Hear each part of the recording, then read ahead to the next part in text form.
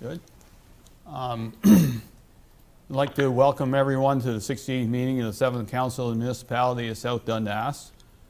Before I call this meeting to order, I had the opportunity last week and actually today to speak to the media concerning the status of COVID in South Dundas. And to be honest, we are doing very well with 0 cases and less than 5 total. But I did credit the residents of South Dundas for doing so. We've done our job. It certainly wasn't me. Dr. Paul has asked us to do what we need to do when we did that. So I hope that everybody continues on doing that going forward. We are in a more restrictive zone now, but we've still done all right.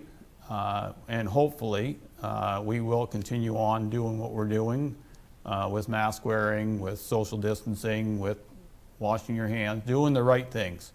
We have a fairly senior-based population, and from what I heard of the interviews today, they all are concerned and want to do the right thing. So let's continue on, and hopefully we'll weather the storm a little better than others because of it. Call to order. Any confirmation of agenda? In the consent portion, items 8E and K have been moved to discussion items. And there's been removal of the AMPS bylaw this evening, which was 7C. Anything further, Madam Clerk? Not for me, thanks. Anything from Yeah, I'd like to, Council? thanks, Mayor. Under discussion, I'd like to add schools in South Dundas. Okay, so that'll be after drain maintenance, which is H. Schools. Schools. Okay. Anything from any other member of council? Okay, any disclosure of pecuniary interest and general nature thereof this evening? Adoption minutes, please. Moved by Deputy Mayor Gardner, second by Councillor Lewis, that the 67th regular and in-camera meeting of the Municipality of South Dundas be adopted as circulated. Any discussion on the minutes? Seeing none, I'll order the motion. Those in favor? Opposed? Motion carries.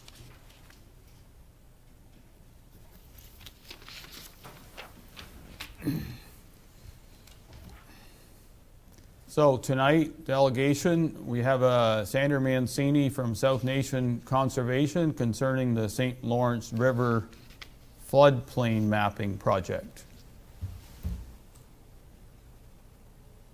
Good evening.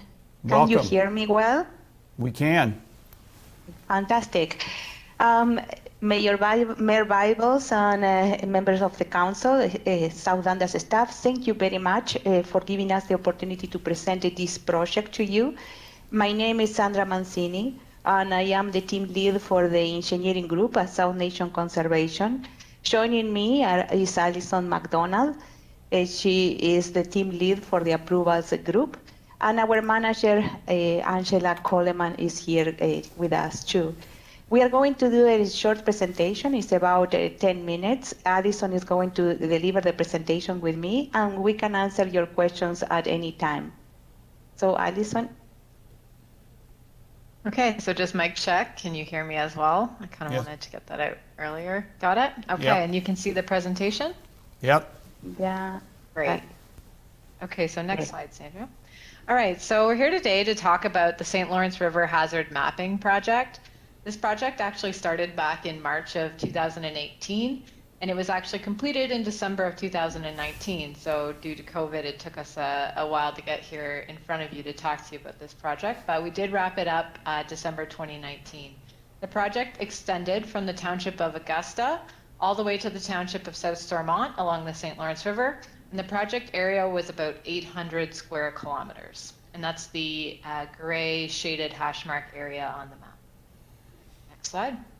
So the value of this project was about $150,000, and it was 50% funded by the National Disaster Mitigation Program. So they funded about $76,000 worth of that project. There were 2 deliverables within our project. One was just to obtain this high resolution topography information, which we call LIDAR, and I'll explain on the next slide. And the other deliverable was actually to map the 100-year flood event. And we used an existing study from Environment Canada that was dated in 1993 to lay out the floodplain. And we did this obviously to help municipalities with possible flooding. We've seen some strange things on the river in the past couple of years. We also wanted to make it a little easier for landowners. We see a lot of development along the St. Lawrence River, especially along Lakeshore Drive, where the county road switched to a local road and more lots became available. This helps people to find that elevation more easily, and it allows us to also put it into our planning documents, which I think is very helpful. Next slide. So often we get the question, what is LiDAR? It's an acronym for light detection and ranging. It's actually a surveying method. A plane flies and a laser is shone from the plane, and they measure the reflected pulses of the laser, and they create a 3D image of the ground surface. And it's very, very accurate, usually within 10 to 15 centimeter elevations, which is excellent for planning purposes and engineering purposes. Next slide. So this is a picture of the mapping that has been used in the past to look at where the floodplain is. It's about 27 years old.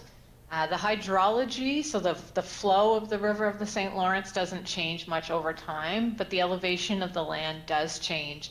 And that can be due to man-made changes or natural changes. So the purpose of this LiDAR project was to get that detailed topography and then to lay down the existing floodplain elevation along that topography, giving us much better mapping and also helping us with some other byproducts of LiDAR that we could use. So I'm going to turn it over to Sandra, who's going to talk a little bit more about the deliverables. So the project was completed on December 2019. The LiDAR data acquisition, we had to do it in 2 different times, in 2 different flights, and it was due, if you remember, to the flooding that we had in 2019 and the spring freshet that it lasted longer during 2018. So the data completion was the data was completed on spring 2019. So after that, we did validation. What we call validation? Our staff went into the field and they actually measured, they surveyed different points.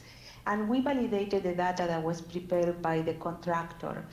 And we found the accuracy was really good. The accuracy is 5 centimeters for hard surfaces and 15 to 20 centimeters for vegetated areas. On December 2019, all data was made available, and the data analysis was made available to all our partners, municipalities and counties. And we completed after the flood delineation was done in November 2019. So here in the map, now we can see, this is an example. So if you look at the bottom the picture, the picture shows the extent of the area that Alison mentioned that we produced the project. So when you look at the floodplain, you remember how Alison showed the picture of how the floodplain in 1993 looked. So now when in this new mapping, we can zoom in and we can zoom in up to the property. So the picture on the top, it shows an example of us zooming in that square red rectangle that is in your screen. So when you zoom in, you actually can see the roads, you can see the properties, and the yellow area is the floodplain hazard. We also prepared mapping. We did a flood assessment after the 2017 and the 2019 event, and we prepared a mapping for the municipalities. The areas that you can see in this map, that they are in red, those areas are areas houses or properties that were actually flooded during those events. So we provided to the municipal emergency management, we provided mappings and actually listing of all the property owners for those properties which were flooded or properties that they are in 1 in 100 year floodplain. The idea is that the emergency managers are going to use that data in case that there is another flood. They will know who to reach and how to reach those people. They are prepared. So what was the benefits of the LiDAR? Well, LiDAR improved emergency management programs. So we know exactly who lives in the areas where the hazard exists, the risk exists, and we can approach that people and make sure that that people has the knowledge that they are in risk areas, and if there is a flood, we can advise them with time. We also can streamline development reviews. There is cost saving. There is eliminating, here we have the potential to eliminate the need of surveying individual lots and provides a better pre-consultation.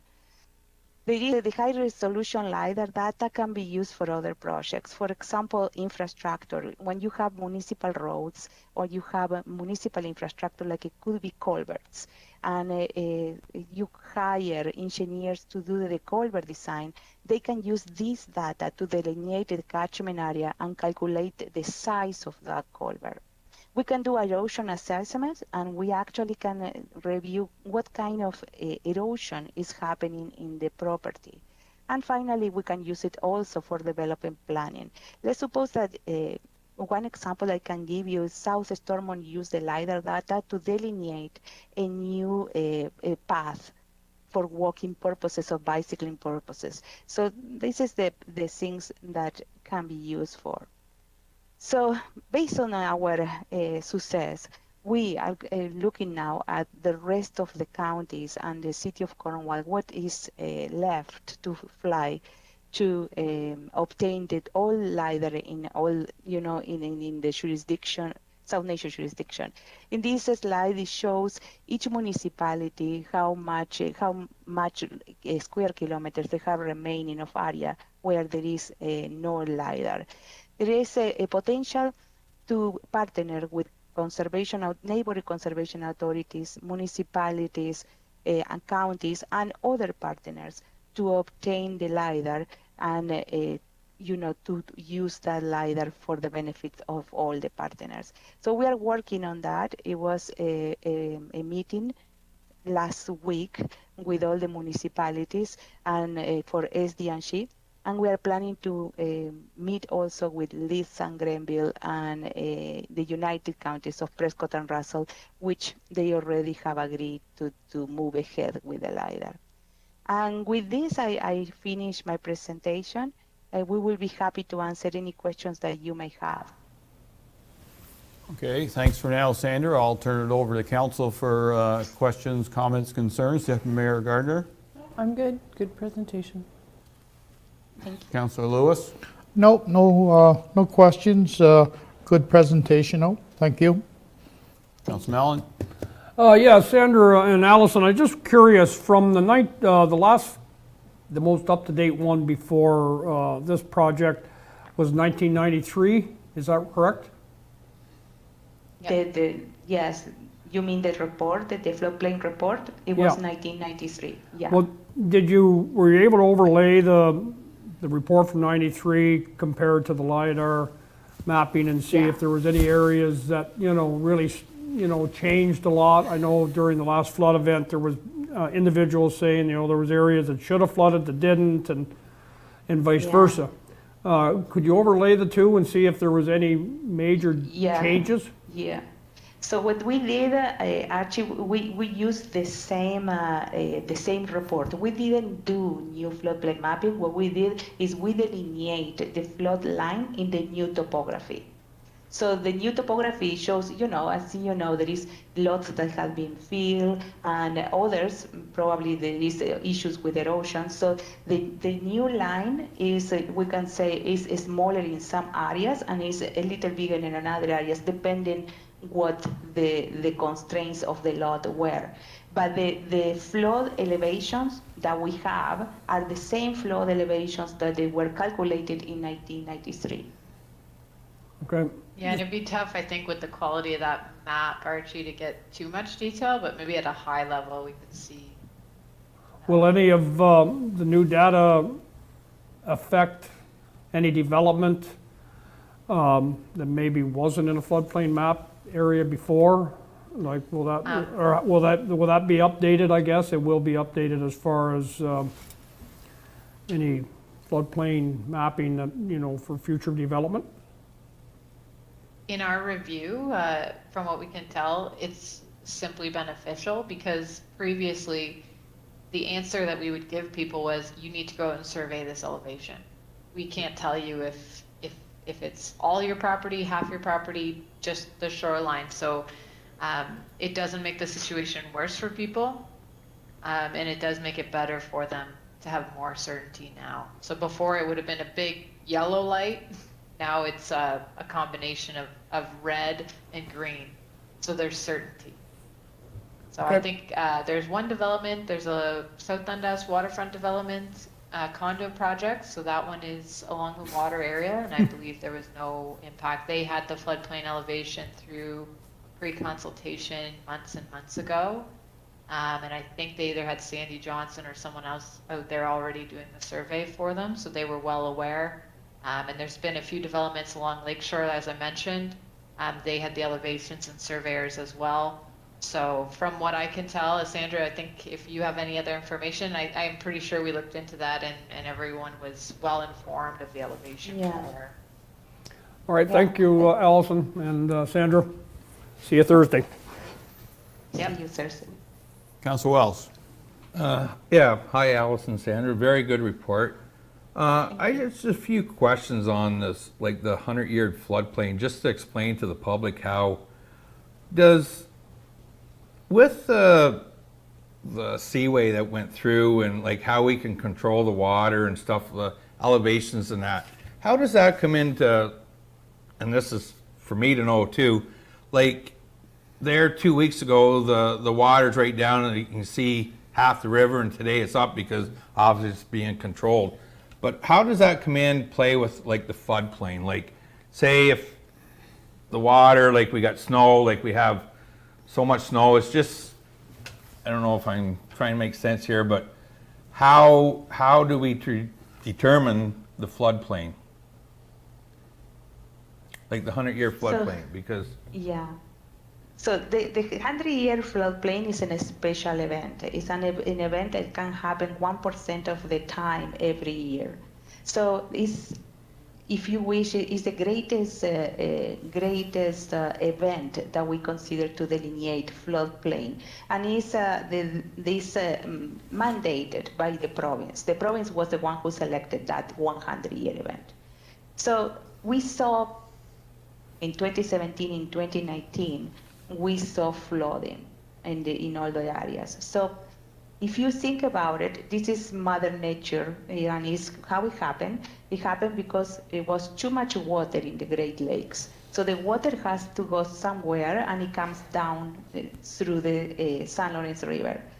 When we say there is the water levels are maintained, the only way that they can maintain water levels is at Sander Station in Cornwall.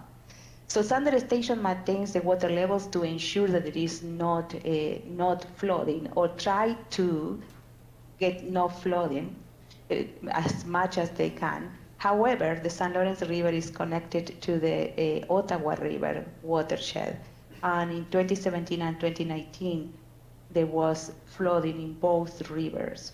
So both rivers join together and go to Montreal. So at some point they have to manage those water levels to make sure that also Montreal is, they manage the flooding in Montreal. So all of this to tell you that we manage the water in the St. Lawrence River very very well when there is a limit of water, but whenever we have a great amount of water in the Great Lakes and we have snow, ice, and rain, we come up with a problem, and then is when we delineate these hazard areas to know, where the risk areas are. I hope I am answering your question. yeah, I somewhat did, because I remember it was the 2017 with the Ottawa River and that. And Yeah. that year, if I can relate back, we had it wasn't a quick meltdown, the snow went away quick or gradually, so which will dictate how the water levels go in that. So it's just a question to see how stuff works. So anyways, again, a very good report, and thank you, Sandra and Allison. That's it for me, Mayor. You're welcome.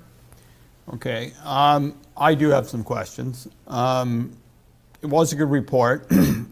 But my first question is, the LiDAR. You went significantly farther north than just the St. Lawrence River. Was there any, like, if you were dealing Yes, with a yes. hazard map on the St. Lawrence River, however, you went into like the north end of South Dundas at the east side.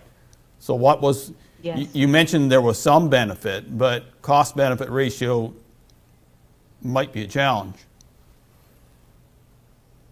Why we did the extra area, it was because at the end of the day, we budget, when you have a project, you budget a contingency, and we budget a 10% contingency for this project, and we have the federal grant. So we were able, with, I don't remember if it was like a 6% or something like that left, we were able to fly more area. So because this is a joint adventure between municipalities and Racing Region, Conservation Authority and South Nation, if you look, the area, it was between the two watersheds. So it was, we pick an area where the benefit was going to be put to both watersheds and to the counties of SD and She, and that's why the area was delineated. In that area, we also have streams that we were looking at, so it was a benefit for everybody. It's kind of interesting, like once you get the plane in the air, the more Yeah. area you fly, the cheaper it becomes. Yeah, The biggest cost is getting the plane up there. And that's why Sandra's new project, where it's going to include a very large area, it's actually going to be even cheaper per square kilometer than this project, because once they're up there and they start flying, your price goes down. So, you know, from what I understand, they were able to do a bigger area because the cost was a bit lower than expected, which is, I guess, a good news story. Somewhat, still costs money. When you look at the floodplain map and your demonstration is near Doran Creek, which was on our page 20, but yep, that's it. Griswold up there. Yeah, Grisdale's in there, the whole. Grisdale.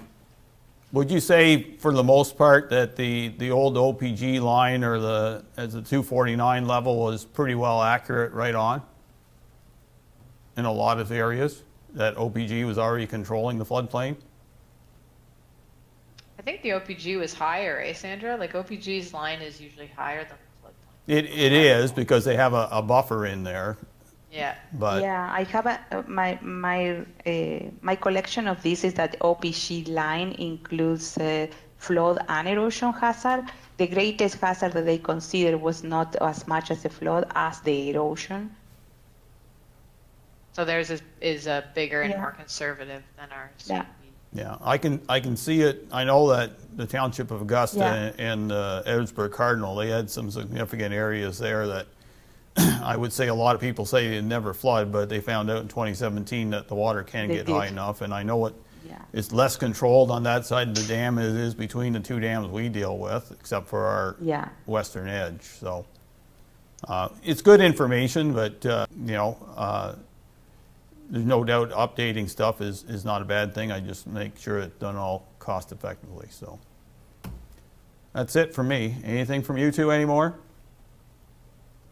Oh, from us? Yep. No, I think we're good. Okay. I think we're good. Okay, well, on behalf of Municipality South Dundas Council and staff, thank you for your project, and we'll see where we go forward from here. Great. Thank you very Very much. much. Thank you. Have a good night.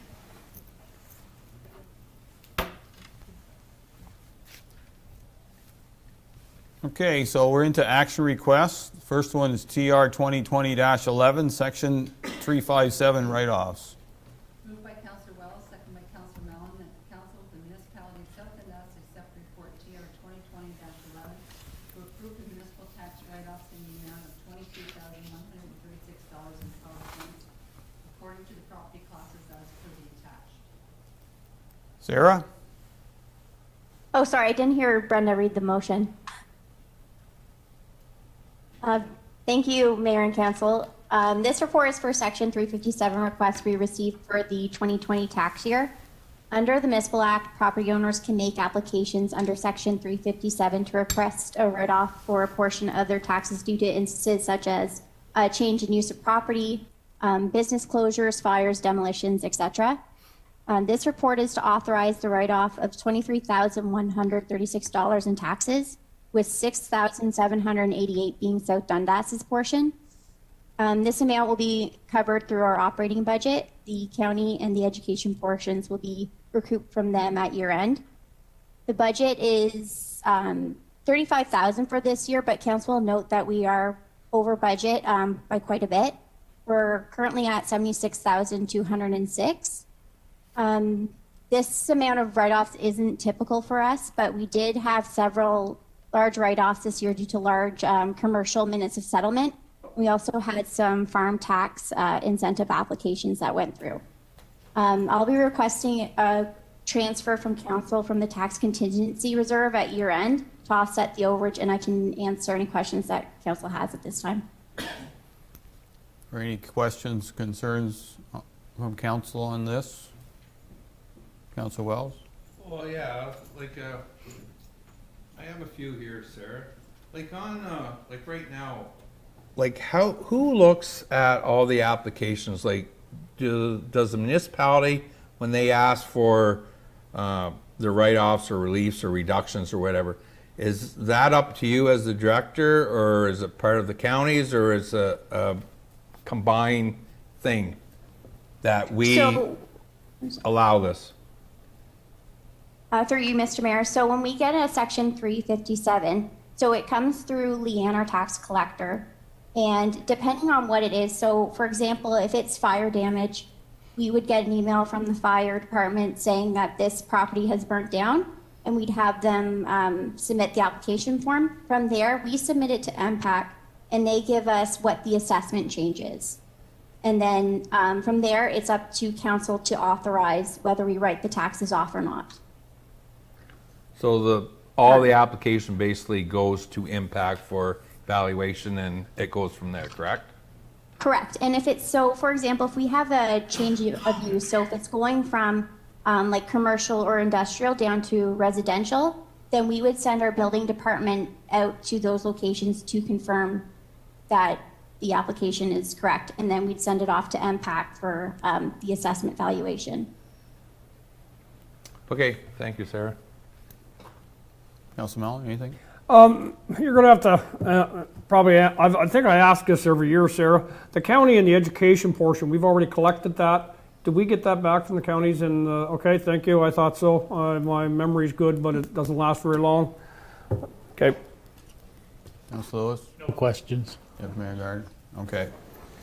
There's no more, then you've all heard the motion. Those in favor? Opposed? Motion carries.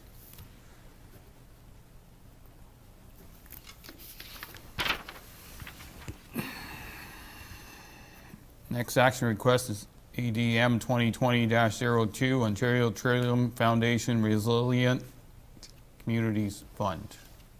Moved by Councillor Lewis, second by Deputy Mayor Gardner, that the Council of the Municipality of South Dundas accept report ADM 2020-02 to select the Morseburg Outdoor Rink Upgrades Project and submit an application to the Ontario Trillium Foundation Resilient Communities Fund for the funding. Catherine? Thank you, Mayor Byveld and Council. So the Ontario Trillium Foundation has released a new program called the Ontario Resilient Community Fund. And essentially what this program does is help communities and organizations pivot due to the impacts of COVID-19. So this is not a typical Trillium fund. It is based on trying to navigate through the challenges of COVID. That being said, it does still have to fall within Trillium's guidelines, such as relating to recreation, culture, active living. In analyzing different projects that have been discussed, we're recommending implementing a concrete pad as part of the Morseburg Outdoor Rink project. This would allow the area to be for season use, both for municipal programming as well as programming through various community groups. I'd be happy to answer any questions that you may also have. Okay, thank you. Start with Deputy Mayor Gardner. No, I like option number 1. I think that will definitely add something to that area, so that's great. Councillor Lewis. Catherine, refresh my memory on this because I've kind of forgot about Trillium grants. If we apply for a Trillium grant for, say, the 150,000, is there a percentage that has to come out of the municipality of South Dundas? So for this special grant program, no. With typical Trillium grants, sometimes that happens, but this is a special one-time thing due to COVID-19. Okay, thank you. Councillor Mellon. Well, of the 3 options we have here in front of us tonight, I guess the cement pad for the outdoor rink, but I distinctly remember myself saying that, you know, if we're going to put an outdoor rink in Morrisburg, I think we should take it slow. Now we're jumping into cement and electrical, obviously if we go this route, it's, full bore ahead with an outdoor rink, regardless of the usage of it or not. And, as far as figure skating or hockey, taking advantage of it, well, that's not going to happen. You might have 2 days a winter, you might be able to utilize it. But if these are our options, or these are basically our only options that the Trillium, this special Trillium fund falls into, So this grant, through you, Mr. Mayor, this grant, again, we have to look at how, as a municipality, we've had to modify our operations due to COVID, but still while adhering to what the Trillium Foundation's core is about, which is culture and active living and stuff. So if we take a look at some of the different things that we do as a municipality, our programming is one area that was impacted because obviously buildings have limitations, a number of classes that can run, etc. So, this grant it's not the kind where, you can apply for like a capital project, to replace windows or something. There's extremely specific guidelines. I did have the opportunity to have a coaching call with Trillium last week when they were doing them, and they were very positive about this type of project. But I mean, I'm sure, as indicated in the report, we've provided a couple other suggestions. They don't align as tightly as the recommended option, but it is something we could explore if council wished. Supplemental, Mayor Byvelds, if you will, like if we apply for the full bang here, Sure. and we're not successful for the full bang, let's say we only get a portion of it, and when we find out we're, the cement work and what we're proposing for the outdoor rink,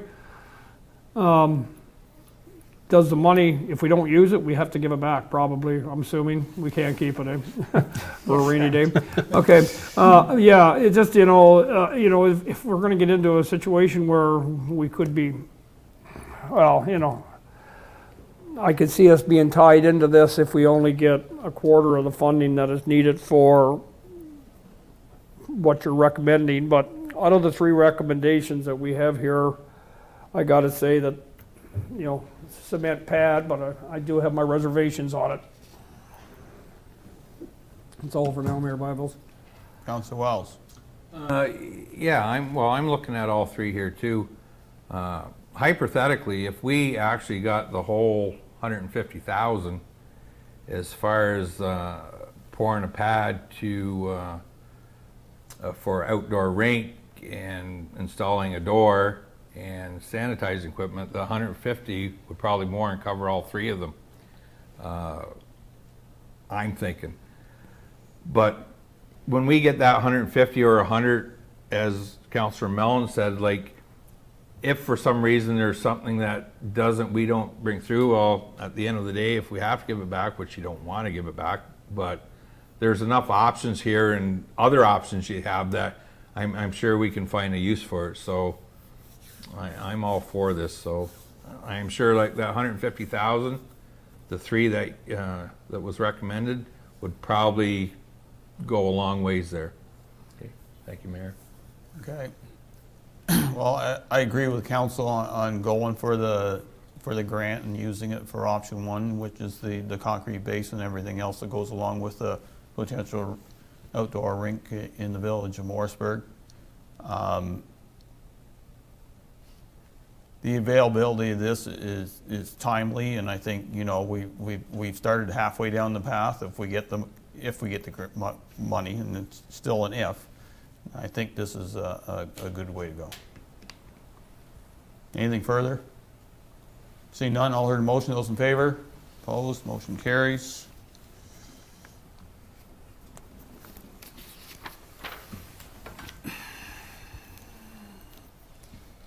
Next action request is CLK 2020-04 lobby renovations. Moved by Councillor Lewis, second by Deputy Mayor Gardner, that council accept report CLK 2020-04 to award the office design and build of the first floor lobby at South Dundas Municipal Centre to Govan Brown and Associates Limited in the amount of $49,980 plus HST. Who's speaking to it? I am. Go ahead. Thank you. So due to the pandemic in March, our offices closed and we reopened in June only because we were able to relocate our reception area to the lobby on the first floor. So this was decided by council and the emergency management team to keep staff safe. Presently, our office space is full, and in order to adhere to the social distancing and create more office space, staff and the emergency management team are requesting to allow the reception area to remain on the first floor lobby, to remain there, and permanently. And this office design will give you 2 office spaces down there. The second floor reception area will allow an extra office space to be built up here, not built, just a desk put in there so they can share the space. The RFQ was drafted for the office design and build of 2 workspaces. 31 RFQs were picked up and only 1 submitted. The financing will come from the Social Service Relief Fund, which allows for capital projects.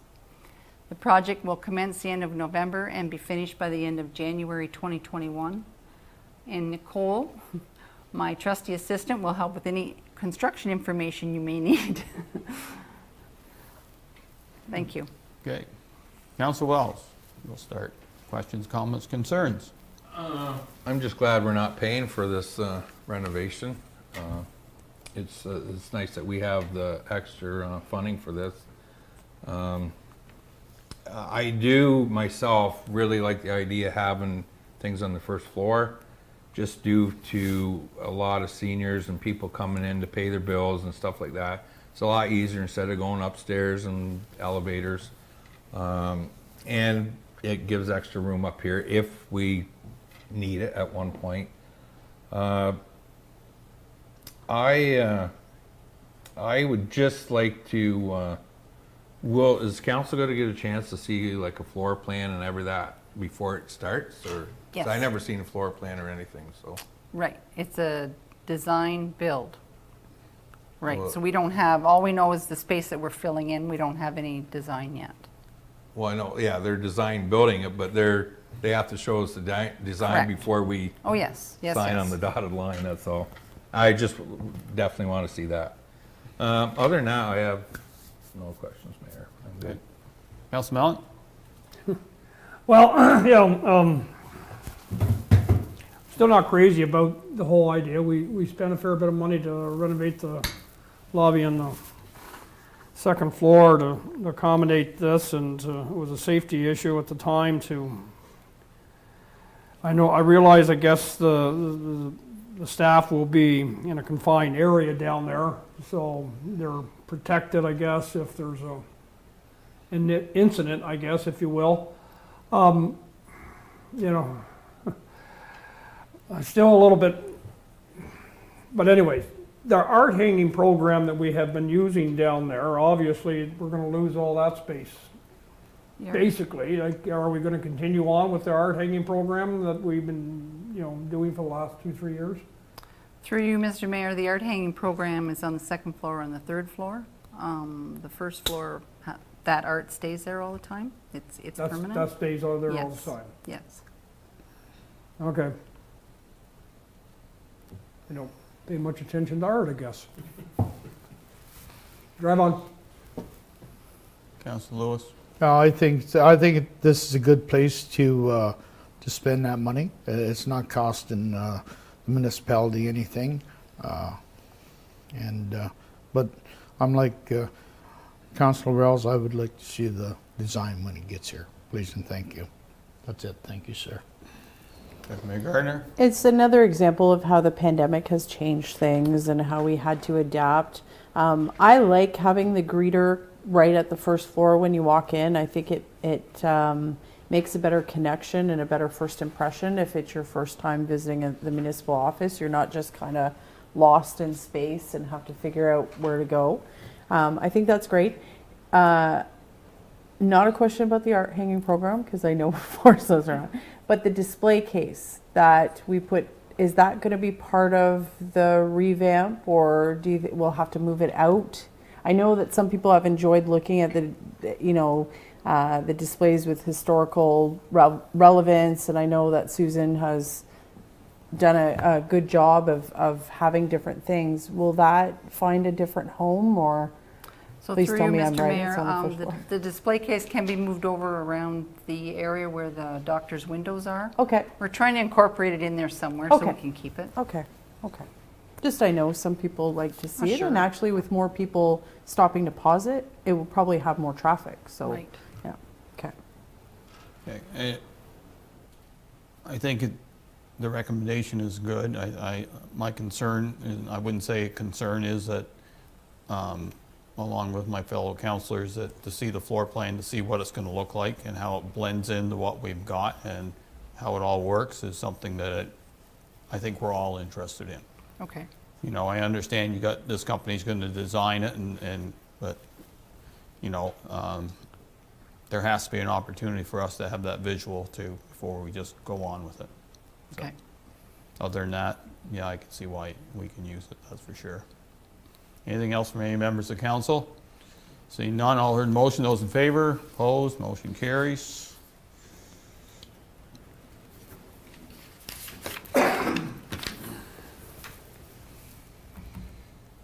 Okay, next one, CAO 2020-14, RFP WW 20-27, Morseburg and Iroquois Water Tower Rehabilitation.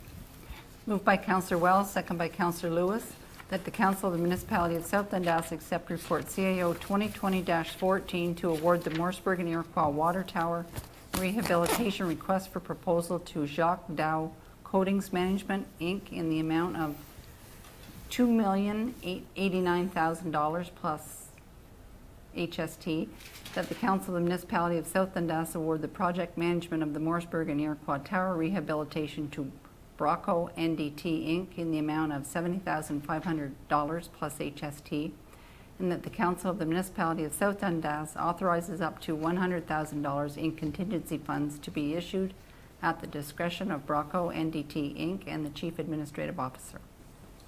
Shannon? Thank you, Mayor and Council. So for some time, we've been having discussions in regards to water towers. We've looked at doing some rehab work. We've been looking at full replacement of our water towers.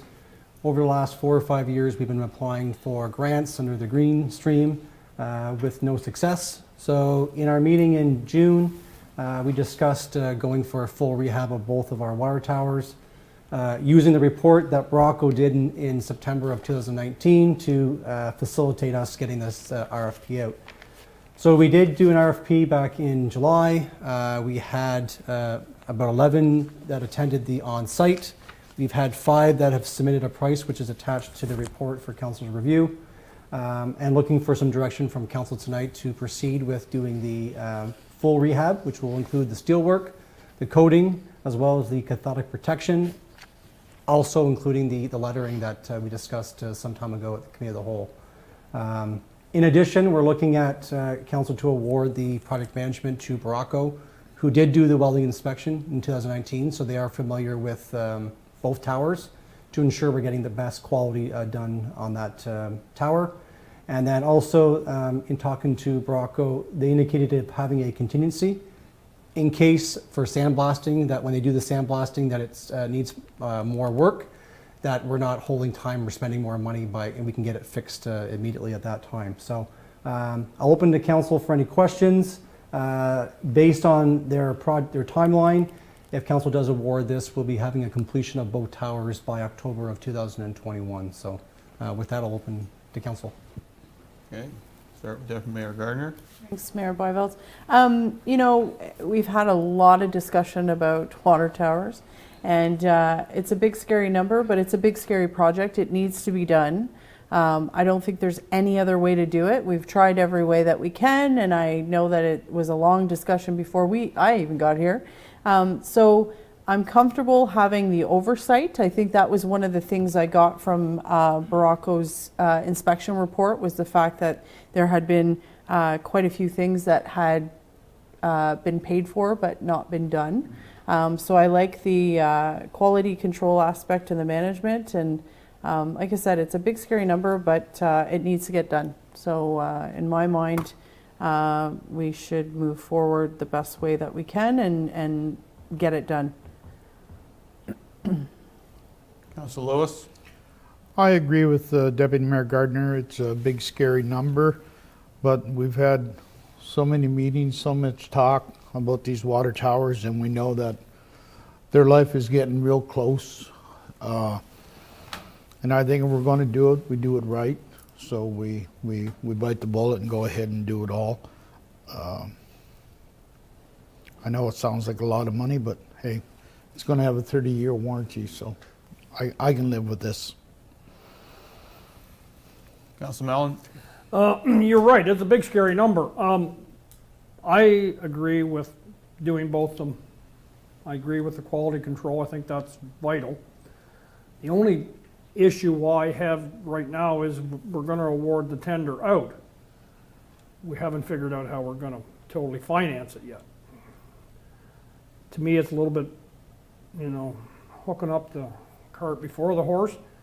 I would love to have seen, we have some options here. I mean, but how we can finance this, yes, there is ways to do it. I would like to have that done first, or at the, I don't like the idea, okay, we're going to award the contract, and then, on December 7th, we come back with some options of how we're going to finance it, and then we, you're scrambling around at that point. Just out of curiosity, what's our debt borrowing capacity for, Through you, Mayor. We do have still ample room in our annual debt repayment limit, and that was one of the options we were looking at that Treasury will bring back at our next meeting. We do have Infrastructure Ontario, which is due to COVID and the economy is at an all-time low that we could lock in for 20 years if council wanted. We do have RSL money from the promissory notes of about $1.8, $1.9 million that we could utilize, even a combination of that. We have other options, so we know we have the ability to borrow or do whatever we want as far as, but we need to find out what the number was first before we can look at options to bring back to council. Yeah, I realize you got to have a number to shoot for. The reason I asked about the debt borrowing capacity was, however this is financed, it will come out of the water users. Like, it's not a taxation payback. Correct. It's water users, whoever's using the water. Correct. Make sure that we have enough wiggle room for any unforeseen expenses that we may have to borrow money for, or down the road, I don't know, a landfill here and there, or whatever, so we have some other issues, but let's do the project. I would have just liked to had a little bit, the financing maybe in place a little bit beforehand. Sort of like the way I farm. I buy something, then I want to borrow the money, and sometimes that doesn't work good. Council Wells. I agree with all my colleagues. Like, it's a number, and we've had several discussions on this since it has to be done. At the end of the day, you just got to bite the bullet and get it done. I like the project management. The price is fairly reasonable. The contingency, the discretion which we have to take, they're full of ice. and it's no disrespect to you, like, you wouldn't have, like, about the water tower, so it's basically not and the CAO, it's just them at the end of the day. But moving forward with that, like, it's something, like, we definitely, as far as going to Councillor Mellon's thing about the money, like, one thing I do like, we have 2 or 3 options to get the money. It's not like, okay, we gotta take this, we only have one option. We do. So down the road, we can figure that out as far as where we're gonna get the money. That'll be another discussion when we do that. But I'm in favor to getting this in. It's just one great big ticket item off our plate. It's finally, it's gonna get done. And as we all know, even before elections, this was part of the thing with the towers. This is the best thing, and I think we came to the point where we're getting our best bang for our buck for both towers. So that's all for me, Mayor.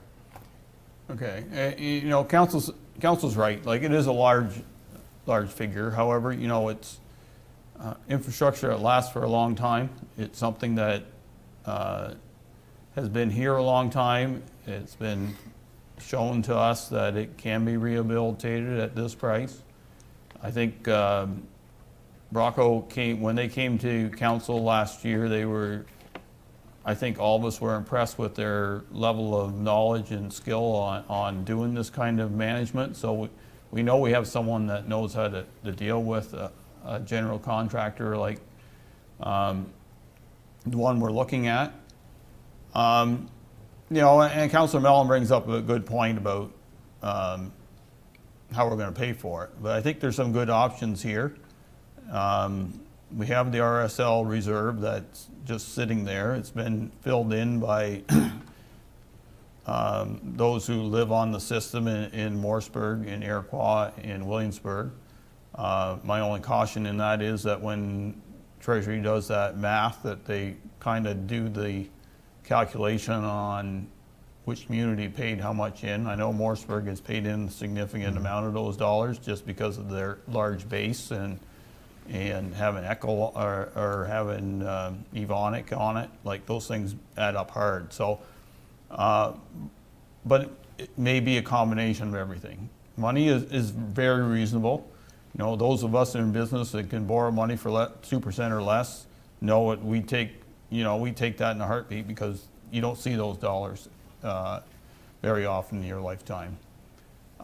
Spread it over 20 years, that means the future users will pay for it, and I think that makes a lot of logical sense. So I think that's some ideas for Treasury to deal with coming back, but I think we're at the point we need to deal with it. It was one of our gotta get done jobs. If we can get it off our list for now and get, you know, next year cut the ribbon, say job well done, and we don't have to worry about it, and we'll worry about other things going forward. Anything else from any member of council at this time? Seeing none, all heard in motion. Those in favor? Opposed? Motion carries.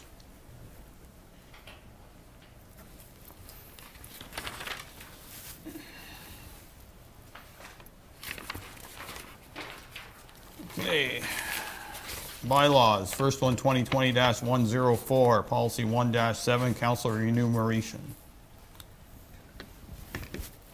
Moved by Deputy Mayor Gardner, second by Councillor Mellon, that bylaw number 2020-104 being a bylaw to repeal and replace policy number 1-7, council remuneration, be read and passed in open council, signed and sealed. This is the policy we've been talking about for a few months. And it defines what you're being paid for. And hopefully we've captured everything we needed from our discussions in the policy. Okay, Councilor Wells. Oh, well, we had a discussion about it, and like I said, I was happy with, there's not a lot of changes on this. It's good to go, I guess, on my part. Like, the only thing, there was one about for I don't know what it was before, for the 3-day, yeah, the 4-day and 3-night stay, like, it's $1,400. Now that $1,400 dollars is like our transportation, the whole kit and caboodle? Correct, that's part of the next bylaw. The Okay. amount, are you talking about the amount or the Yeah, description? so I'm Sorry. getting ahead of myself, right? Okay, Okay. I'm good, thank you. Councilor No, Mallon? I'm good, Mayor Byvelds. Councilor Lewis? No, I'm satisfied. I read it a couple times to make sure I didn't miss anything. Deputy Mayor Gardner? I'm okay with it. Yep. Okay. There's a little tweak I see under 4.3. Expense claim forms having to be submitted by the last day of the month. I think that's a bit tight. I think you need to have a little leeway in that when you prescribe it, and I guarantee most of us won't do it. There should be a deadline, and I think the 7th of the month is at least as reasonable. If you want to make the 5th or something like that, that's okay too. I understand staff need to get the information in. However, to say the last of the month, if you got a meeting that month, that day, then you have to still put it in there, so. And most of us are pretty good at it, but if we're busy at that time, it isn't gonna happen, and then you're gonna be, where's my stuff, right? So just, you can leave it the way it is, but you need to have some flexibility, but right now it says it shall be. through you, Mayor, we can change it to the 7th day of the next month. We can just amend it. Okay. Small amendment to that. I think there's, not looking for an out, I just need, you want to make sure that, and sending a reminder on the 5th day, if you haven't got it in, is not a bad thing, then at least somebody's got 2 days to get that in, so. Anything else? Okay. If there's nothing else, I'll hear the motion, those in favor? Opposed, motion carries. I wasn't intended at anybody, Councillor Wells. I know you got a little bit of a smirk on, but I can be just as tardy as anybody else, so. My employees, if you don't have your time sheet in on time, well, next week you will, because you're gonna get paid for that week. Let's do that. Anyways, no, it's all good. Okay, let's move on. Next bylaw, 2020-105, councillor remuneration again. Different. Moved by Councillor Lewis, second by Councillor Wells, that bylaw number 2020-105 being a bylaw to revise remuneration for members of council and municipally appointed committee members be read and passed in open council, signed and sealed.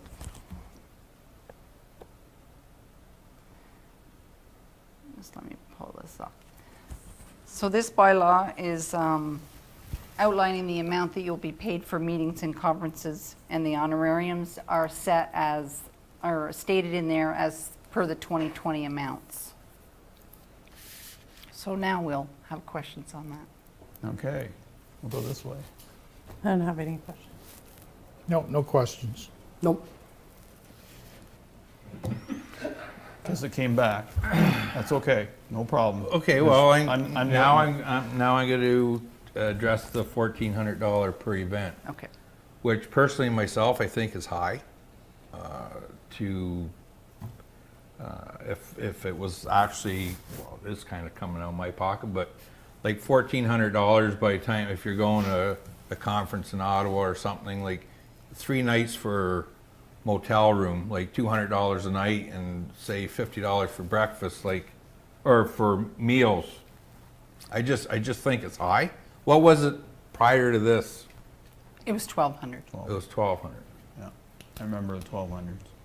And like I said, I wasn't in this for the money. Like our counselor, like 13. What was it? Is that what it was this year, based on, or Sorry? the 13,000 for a counselor? Just say, like, how much did that go up? You didn't take a raise this year. Okay. No, I just, like I said, I don't look. I apologize to the public. I don't look at that. But my only thing was $1,400. It's $200 more. It's everyone has been agreed on, so I'm good with that. I'm just voicing my opinion. Well, that's fair enough, but to find a room in downtown Toronto for $200, I don't think you're gonna find it unless you go to Strathcona across the road. Or go further and further and further, because Yeah. hotels are not cheap in No, I downtown just- Toronto, and that's, and if you think 250 is, or 200 is a lot of money in Toronto, AMO, where they lock you into either Westin or their group of select hotels, is even another $100 on top. It is unbelievable. I think part of it is just the game that the hotels play with the organizers, that we're here to make money and that's how we're gonna do it. And it's unfortunate, but that's the reality of the situation. If you want to be part of the conference and stay in the conference hotel, which tends to be convenient, you know, you're there to the network after. You don't want to be going over to the other end of the city to save $50 when you're spending another $25 to get there. So, yeah, it all works, but It just seems like a lot, that's all I'm gonna say. I'm not denying it, but it tends to be, by the time you're done, not much left. Yeah. Yes. It's true. Actually, we had this conversation at counties a couple of meetings ago. I'm shocked in the municipal world, there's no government rate for hotels. So the last one I think was $300 a night or three something. And Mayor Byveld is absolutely correct. You don't get much choice. They tell you where you're going, and it's we fought it. My only caution with questioning that is for those of us that sit on county council, they increased it because they recognize that there's additional costs. So it just means that for folks that aren't on county council, there's going to be a bit of a difference. That's all. Yep. In fairness. Madam Through you, Clerk? Mr. Mayor, Councillor Wells, the amount isn't being increased this year. It's been that $1,400 for 3 years or more, actually. It's not a new amount. That's good. Councilor Melton, you waving your Well, hand? yeah, I mean, I agree with what Councillor Wells is saying, but correct me if I'm wrong, Madam Clerk. But out of the registration for the conference comes out of the 1,400, does it not? No, it doesn't. No, that's separate, stop. Yeah, that's on an top. extra. But by the time you pay your transportation up there, if you can drive up, you can say, but then you're gonna pay probably God knows how much for parking. A lot of times there's not, you gotta sort of watch your spending, if you go out, and have a meal, you can drop $100 pretty quick on a supper up there. I mean, I don't know where they get their steak, but it's not from Whitaker's Meat Market. I know that. It's a little too expensive. But it is, but we haven't changed it a lot, or haven't changed it for 3 years, but, and it's prorated. If you only go for 1 night, 2 days, whatever. So, if you go for 3 nights, then it's 1,400, 4 days, 3 nights. If you go only for 1 night, it's whatever. Yeah. Yeah. And just think, we're arguing over a number that we're not spending this year at all. And do not see when we will be, because the next 2 conferences are online virtuals, and I suspect next summer will be yet too, because even with the vaccines and the potential that they hold, it's going to take a long time before we get everything lined back up to where we need to, that we feel safe to go to the warden's room at 9 o'clock or 11 o'clock at night. The only, I guess, concern I had is we're still up to 4 hours at $75 instead of something different, because usually we have, if we have a morning meeting, it's 3 hours. We have an afternoon meeting, it's 3 hours. If it's a whole day, it's a whole day. So I would put that up to 3 hours at 75, because that's our normal. If we go over, we're going to be reasonable. We're not going to charge the whole day. We're, in the end, but I think that reflects what we're trying to accomplish more so. If council agrees, of course. Okay. Anything further discussion? I will say that, this is always a challenge for a council to go through a remuneration policy. In fact, others will find someone else to do it. But in the end, we know what we've done for work. We should know that there's some value to it. I think the residents of South Dundas know that there's value to it also. And in the end, we gotta set it up for the next council and the councils down the road that, it's, if you want to get serious and be on council, it does take dollars if you're working or if you're young or anything else. So don't want to end up having councils that are just retired people, because that's good to a point, but it's hard to have the younger vision, and we need some of that council sometimes. So anything else? Seeing none, all heard in motion, those in favor? Opposed? Motion carries.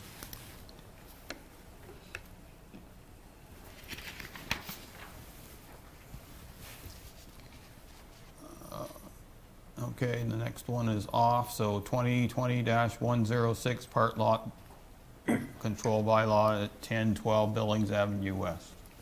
Moved by Deputy Mayor Gardner, second by Councillor Mellon, that bylaw number 2020-106, being a bylaw to exempt lands legally described as Lot 6 on reference plan number 111 from part lot control, be read and passed in open council, signed and sealed. Nicole? Thank you, Mayor and Council. Before you is a bylaw for part lot control exemption. The property is located in Iroquois at 10 and 12 Billings Avenue West. There is currently a semi-detached dwelling constructed on one property under a subdivision, and this bylaw would allow for those two semi-detached dwellings to be completely separate and owned by two separate parties if they wish. If you have any questions, I can answer at any time. Okay, any comments, questions, concerns? Councillor Wells? No, I think we've been through this once before on a thing. It's, I have no issue with this at all. It's straightforward. No, not me, Mayor Byveld. Nothing from me. Okay, all heard in motion, those in favor? Opposed? Motion carries.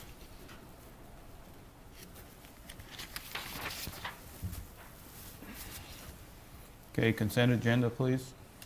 Moved by Councillor Wells, second by Councillor Lewis, that all items listed under general consent section of the agenda be adopted as presented, save and except for items 8E and 8K be moved to discussion items, and that the AMPS bylaw be removed. Okay, so under consent tonight, we have a notice from Enbridge Gas concerning rate increases. We have petitions from the town of Grimsby, the city of Hamilton, correspondence from the town of Aramuth and the municipality of Meaford. We have building and enforcement statistics for October. We have key information report on the Christmas holiday season ad campaign, which I believe is a great incentive on South Dundas's part. We have key information report on the Jay's Care Foundation Seaway Surge and the rebuild at our ball diamond. Update on the Iroquois Lawn Bowling Club project and Iroquois Outdoor Rink status update. Christmas closure, key information report on 2021 council dates, so circle them in your calendar tomorrow. And a key information report on the Iroquois sewer relining scope change. All heard the motion, those in favor? Opposed, motion carries.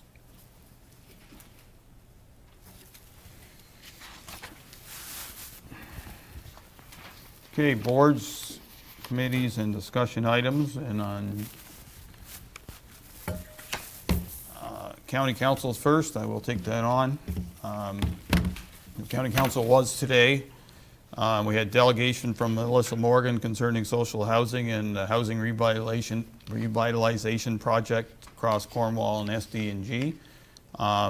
It was quite interesting, looking for a figure of about 700 and some new units in the next 10 years for social housing.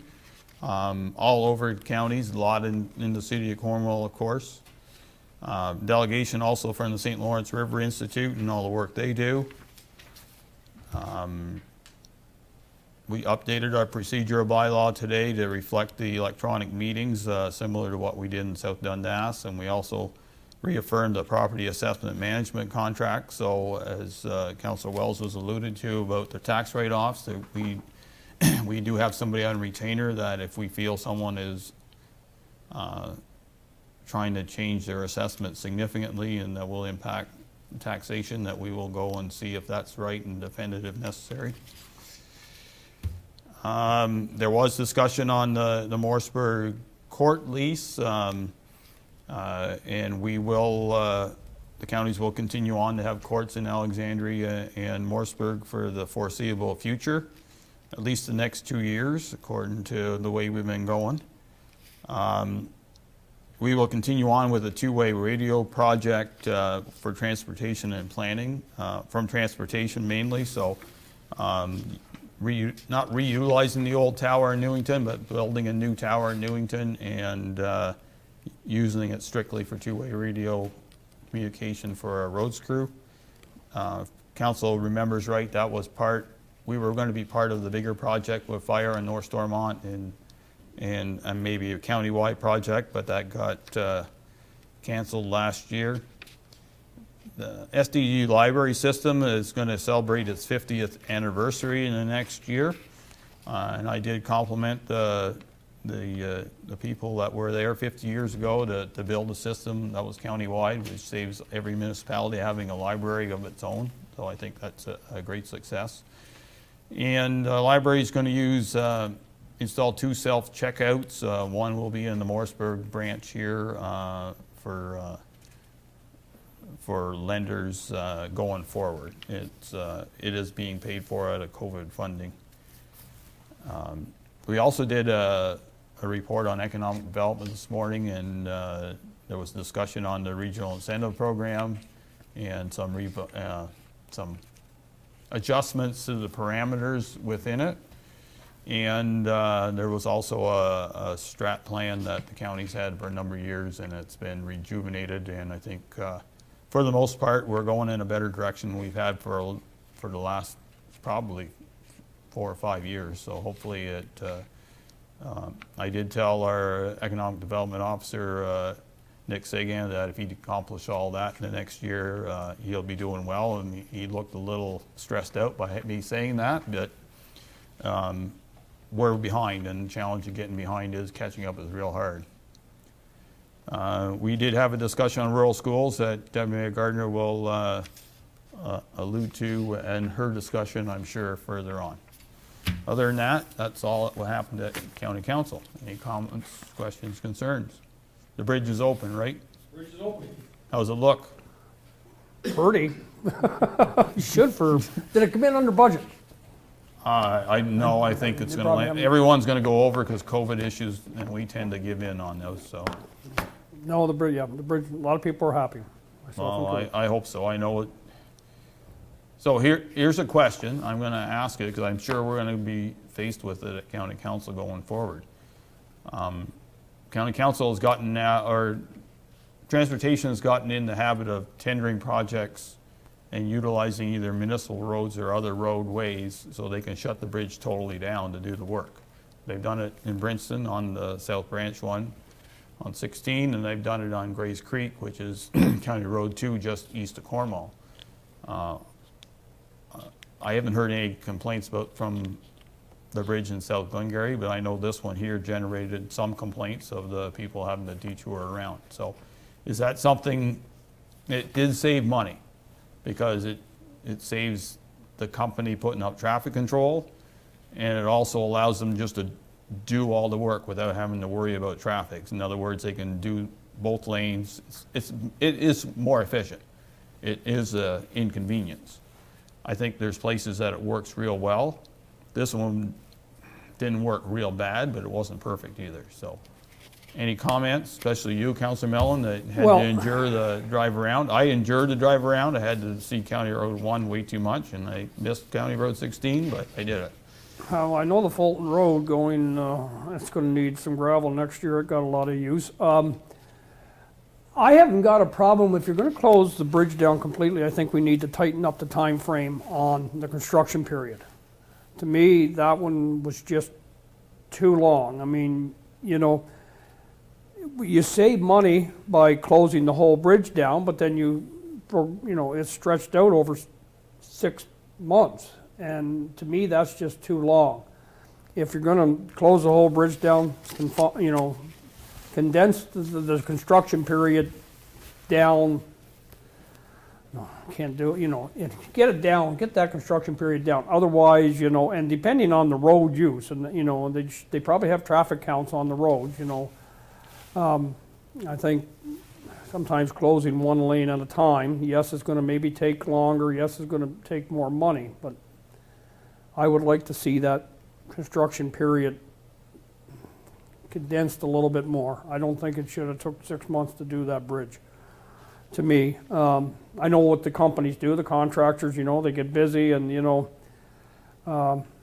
it may cost more money if you're gonna close the road all down, but if you can get it down to 4 months instead of 6 or even 5, whatever, I think that's a better solution. Okay, that's good advice. Any other comments, concerns over bridge closures? Speak now. Like, I like the idea of like the way well, it wasn't the counties that did the 31 here, but leave the one in and just offset the other. Like, that's a good way to do it. Like in county, that's 16 or 1 there? 16. You do it that way, the traffic still can go through on the old bridge, and then you get there, you're just gonna have a... But just rehabilitating the old bridge, they didn't tear it out. Oh, they didn't take, okay. Just rehabilitation, so, Okay. yeah, you're right, like, and they did that before. I Yeah. remember MTO doing the Hess Creek ones way, way back, and they literally just realigned the road, and now you wouldn't even know it. And Yeah. we won't know the realignment once we figure out 31 done either. I thought it was gonna be a lot of steer around things, but I think they've got No, it figured out. they've done a great job. It'll work out all right, so.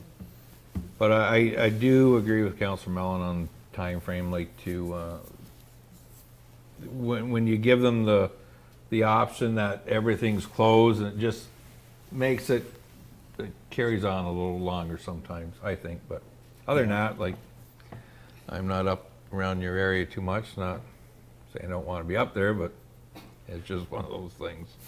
Well, I was starting to get the complaints now because it impeded farm traffic from that end to come out to Broadgrain. I got that one loud and clear when I drove into Broadgrain's yard, so it made sense, especially this year that things we came off in a hurry and they all had to drive around. But anyway, All get done. okay, good. We'll just keep that in mind.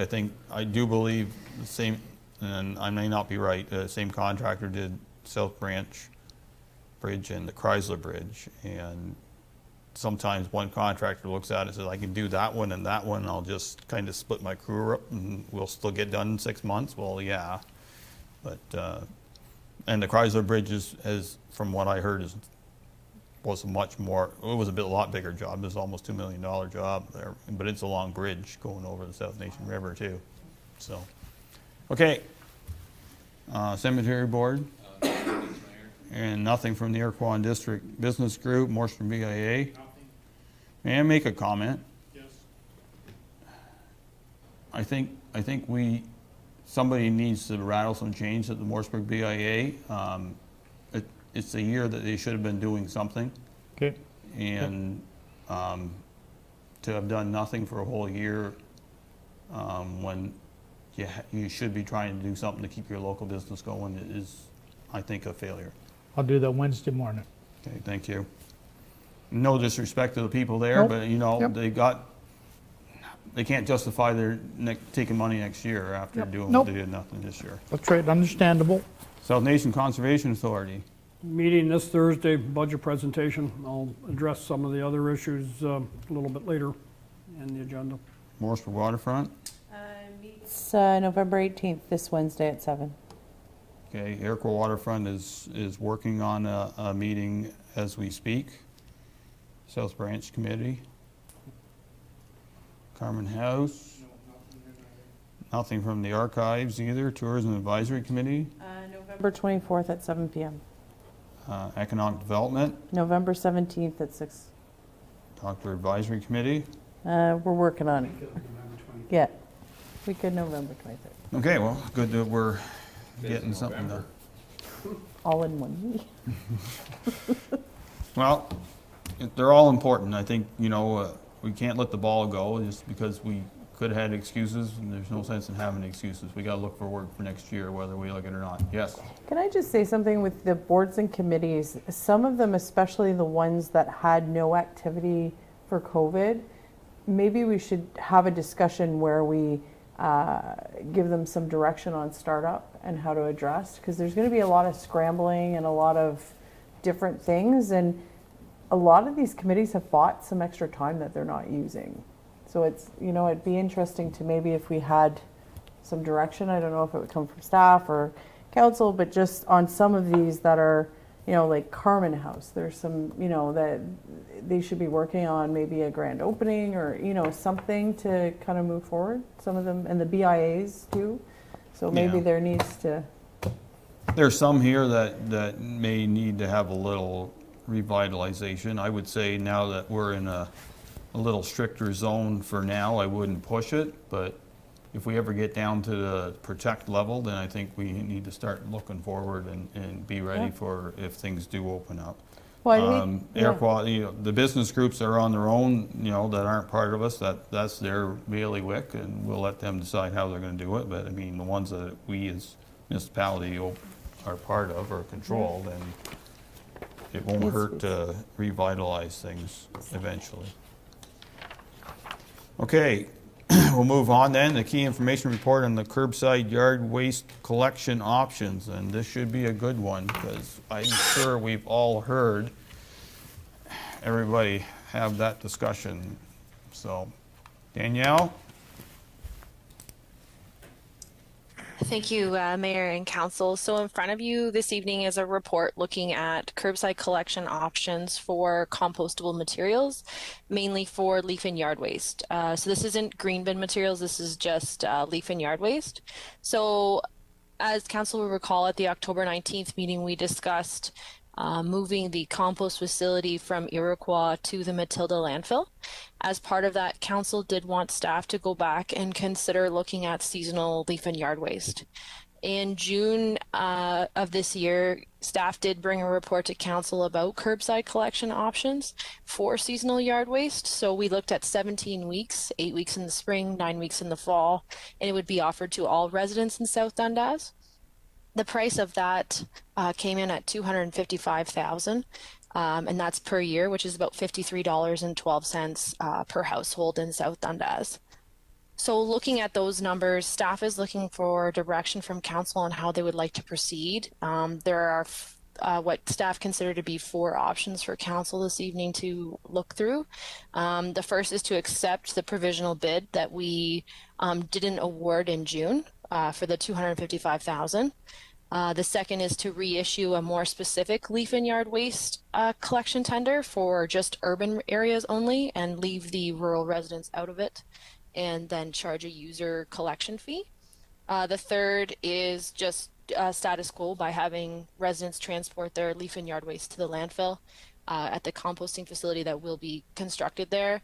And the fourth is to register on the environmental activity registry for a waste management system, which is what you would have to do if you want to put in a transfer facility for leaf and yard waste. So that's that temporary bins that we would then load with leaf and yard waste and take back to the Matilda landfill composting facility. I'm willing to answer any questions you may have at this time. Thanks, Danielle. Thanks for your work on this. In discussions I've had, though, none of this stuff's going to cut it with the Morrisburg and Iroquois residents. 17 weeks I find for collection to be a little inflated. I would like to see in the urban areas. I've lived in urban areas where they had the pickup, and then I moved to the country and they never picked up the garbage bags because I had 2 acres and whatever. So I think we can do better on this. Do you have any preliminary idea on what the permit would cost for the transfer station we talked about last time? And also, what's your feeling on that 255? If we reduce the number of weeks and reduce the geographical area, would it be half? Would it be more than half? Like, what's your feeling on what that would look like? Yeah, so through you, Mr. Mayor, what I would consider is the cost for a transfer facility. It really just depends on how the Ministry of Environment wants to look at our options. So currently, for example, the Morrisburg compost facility would not qualify for a transfer facility because of how close it is to the industrial area. There are setbacks that need to be achieved mainly for odor and rodent control issues. So we would have to find an alternative location in Morrisburg. The location in Iroquois, we do own quite a bit of land there, so it is practical for a transfer station there, just because we do have setback there from most of our industrial areas in Iroquois. With regards to your question about curbside collection, so I do think we could lower that $255,000 if we stuck to our urban concentrated areas. So Morrisburg, Iroquois, Williamsburg, Matilda, areas perhaps where we could define the population, or the population density has to be within a certain amount.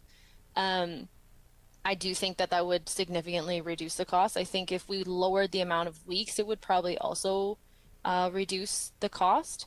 I can't be certain on either one with regards to cost, because I haven't, the Ministry of Environment hasn't gotten back to me on the transfer station option. And if council wished to reduce the amount of weeks and reduce the amount of collection from urban area, or from rural areas, excuse me, we would have to go back out for tender for that. Because, sorry to follow up.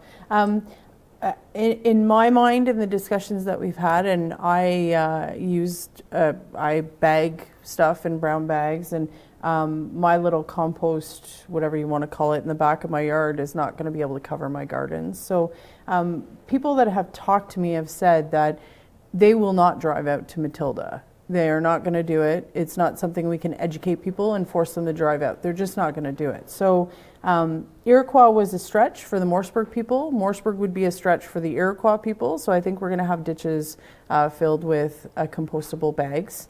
And I think those of us that are natural won't have a problem. Well, I'm not saying I would. I'm just saying that it's going to decompose and get wet and just whatever. So we have to come up with a solution. The curbside collection is interesting only because it's quite popular in all the surrounding areas. It's what they do. I'd like to see that. I think that's the solution. I don't, either that or we're going to have to do a compost site somewhere here, and even then it's dicey. It'd be better to just revisit and do the collection. Quick question, if we do the collection, it's probably in your report, but if we do the collection, just for clarification, and we collect the brown bags, do we still need to have a certified compost site to dump them, or can we? Yeah, okay, thank you. That's all I have. This one here is a very hot topic. Almost everybody you talk to, they're a little upset about our compost sites. I would say, well, I'm getting the same feedback as Deputy Mayor Gardner. We will not go to Matilda dump. We'll throw them in the ditch, and we definitely don't want to have that happen, because that means that we're going to have a couple employees going around every day picking brown garbage bags from our ditches. I like the idea of the curbside, but I think $255,000 is just too much. I would like to see what it would cost to register with the environmental sector and do bins.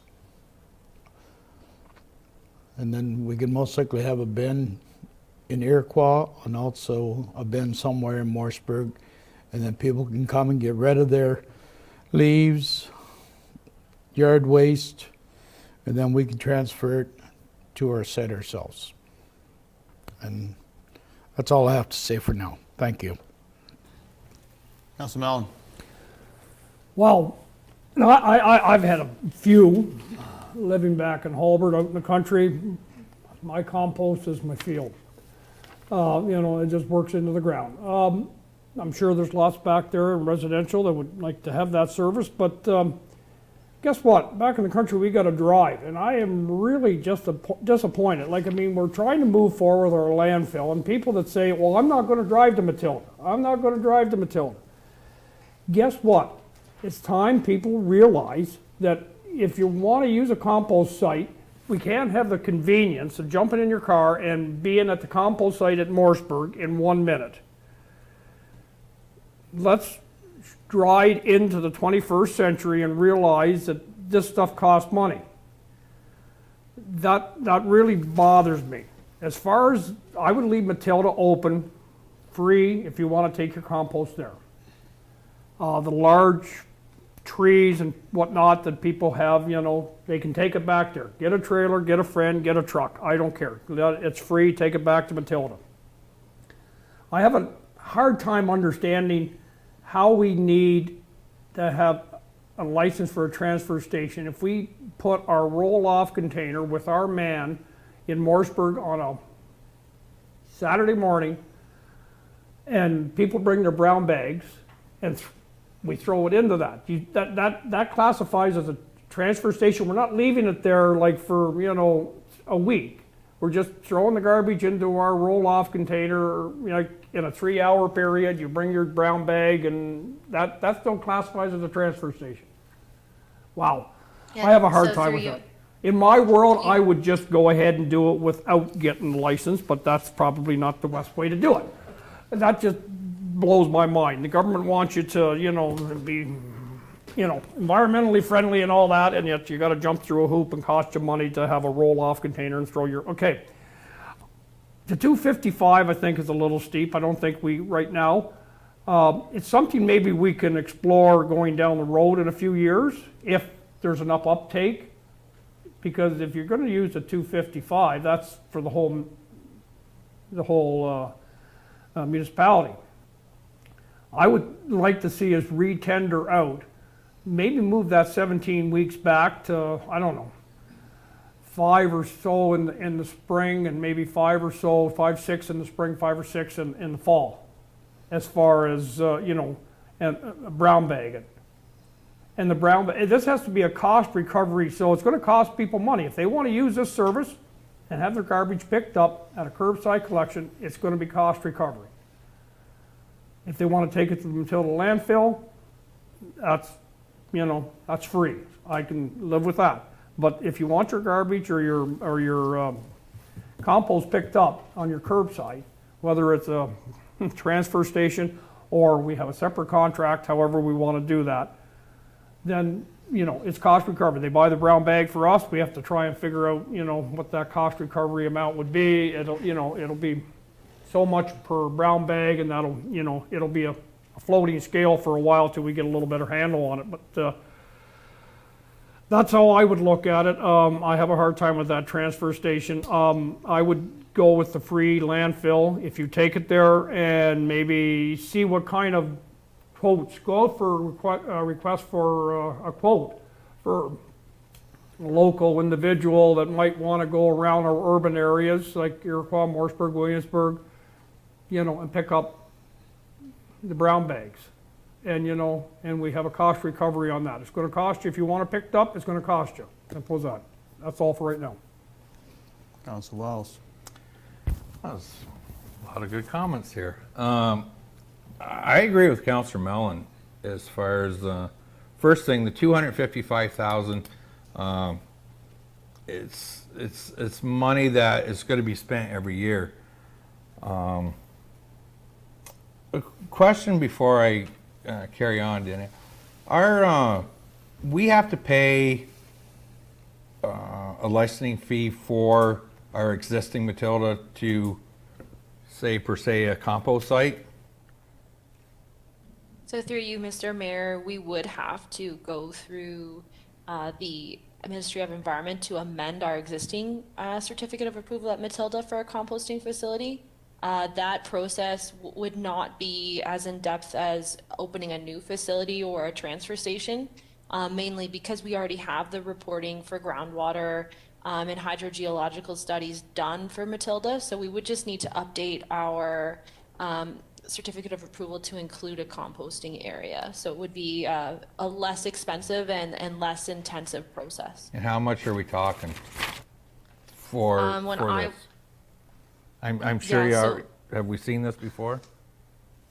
So through you, Mr. Mayor, the cost that we're estimating for this is about $50,000, and it will be included in the 2021 draft budget. And that's just that's a high level estimate. I'm hoping that it will be less than that.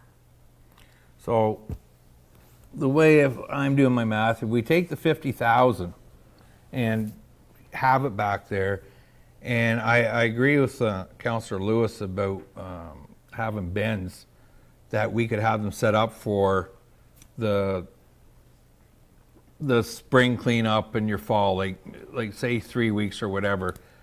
We have the truck to pull these bins. And I agree with Councillor Mellon. I can't see, I'm old school.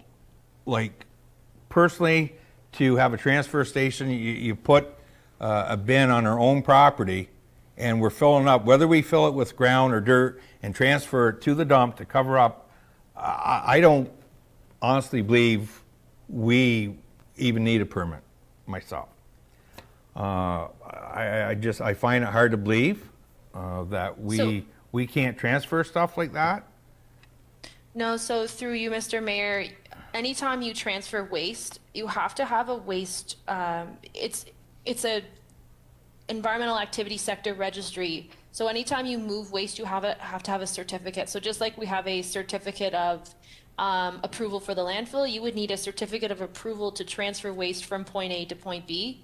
The province has mandated that. That's been a practice since the mid-90s, just because there were a lot of unlicensed facilities and unlicensed operators hauling garbage or moving garbage and not properly disposing of it. So that's why you need a license. So even if the municipality owned the land and we owned the bins, we would still have to get a license to transfer the organic material, even though it's not garbage, from Morrisburg or from Iroquois to Matilda, because it is the movement of waste that qualifies for that. So that's why it would cost us so much money to do something like that, is because we don't have a certificate of approval for hauling waste. Okay. Just your statement you just made there, Danielle. First of all, we're not transporting waste. As far as organic material, it's not organic to compost. So all we're doing is moving leaves, small branches. So there's, on both statements you just said there, it's not garbage. We're not transporting garbage. We're transporting leaves. We're not transporting compost because it's not compost yet. So I don't know what's going on here. So through you, Mr. Mayor, I've had discussions with the provincial government regarding this, and leaf and branches and material like that falls underneath organic material because it is a compostable substance. So it automatically falls under that heading. So I don't define, it's not the municipality's responsibility to define what the province sees as waste and what isn't waste. So I'm just following what the Ontario regulation requires. Well, that's a big gray area as far as I'm concerned, because we're not, it's just a big gray area. Like the ministry is telling us we can't transport compost, but it's not compost yet. It's leaves. So like, even a trucking firm or something, so like, do they need a license to move leaves? And so, like, I would like to see this, but at the end of the day, I think what we need to do, and like, people needs the compost. I agree with Councillor Mellon about, it comes a time where, people have to drive back there. It is what it is. Morrisburg is no longer, like, we're taking prime industrial land, and we can't use it. It's not licensed. Iroquois, I would be more in favor of spending $150,000 to make it actually a compost site, that you don't have a transfer station. That is our site for the municipality. So whether you're from Morrisburg, Iroquois, or whatever, that's where you drive to. But at the end of the day, I think our cheapest route is to buy a couple bins, and then the fall and that, put it out and take it, or go back to old school. I can't see why we can't. We burn stuff now. Why even compost? Just burn it. I can't understand why we can't burn stuff. You get permits. People can get a permit and burn their brush. Like, so there's a lot of options here, and I just, I can't see us spending that much money on this, but that's it for me. Mayor? Okay. Before I go on, I understand where you come from, Councillor Wells, but I think, we as municipality end up having to do things officially the right way. And unfortunately, it gets caught into these rules and regulations that some of us are challenged with because we wouldn't do them at home and we wouldn't do them even as our own business. But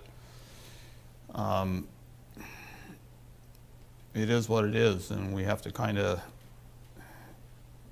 do what's right because we expect others to do what's right. So unfortunately, we got to do what's right. I'll be honest, I'm challenged with this. It kind of harkens back to the day where I ran in 2006, and I said that I'd be hopeful someday that South Dundas would think more as one, and instead of just being Morrisburg, Iroquois, and Williamsburg, Matilda, or the rural areas, or as the deputy mayor, the former deputy mayor said, north of the tracks. And it's not just composting. People in Morrisburg and people in Iroquois don't like driving either way, and it's unbelievable. I'm sorry, you're not going to like hearing it, but we are South Dundas, and our borders go from Grantley to pretty well Cardinal in one corner and Pleasant Valley to Elk Island. That's a big geographical area, and the only place we have places to drop off right now that are free is Morrisburg and Iroquois. I never get anybody complain from Williamsburg that they need a compost site. And I don't see compost laying all over Williamsburg. So obviously they do something with it. And it is a village where they don't have a lot of backyard space either. In the end, somebody has to pay something for it, and I don't, it's been free for a long time. I understand that. I remember the time we shut down the one here in Morrisburg and filled chambers up. People have to take something somewhere, and we relented. But we're to the point we have to resurrect that land. We have, we've turned down offers on it because they look at it and say, well, we can't put a building here because what we produce and what you got going out in the backyard are not compatible. However, I have heard that people are willing to pay for it, and that be the way I would go. If people in Morrisburg and Iroquois do not want to drive to the Matilda waste site, there's a cost involved in that. And I don't believe that all the residents of South Dundas, taxpayers of South Dundas, should pay into that system because they don't all benefit it from. It's a specific thing that benefits two specific areas. Yes, we have to have something. I still like the bins. I'll pay to get the permit, and we'll set up something that we say there's 3 Saturdays or 4 Saturdays in May that we'll cost out staff, and we'll have a place for them to bring their compost stuff, and we'll ship it back to the corner and do what we need to do. It's not going to be free. I think the site in Matilda is an overall South Dundas cost of bringing up the compost to where we need to bring it, but the Morrisburg and Iroquois ones will have to be a user pay. I think somehow, some way, we have to have a user pay on those two systems. I wouldn't be surprised that some of the people in Iroquois will drive to Matilda. It's not that much further. I know that it's a drive from Morrisburg to the Matilda site. So that costs money for us and it costs money for them. So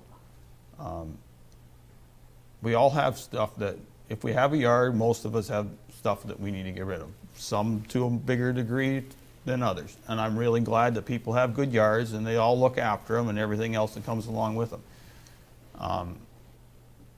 But in the end, it's their stuff, and we're willing to deal with it, but we have to deal with it on a fair basis. So I would go with the drop-off bins, come up with some sort of solution in that regard.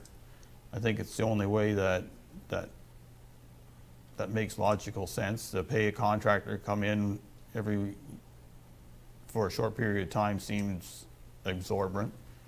But I agree with Councilor Wells and Councilor Mellon, it's gotta be user fee. It's the only way we can go. I think garbage eventually will end up going down that road, whether we do it this year or some year with our own site, or if we end up not having a site and we end up having to send stuff to GFL, there's some real dollars involved with that, and the more you make, the more you pay. So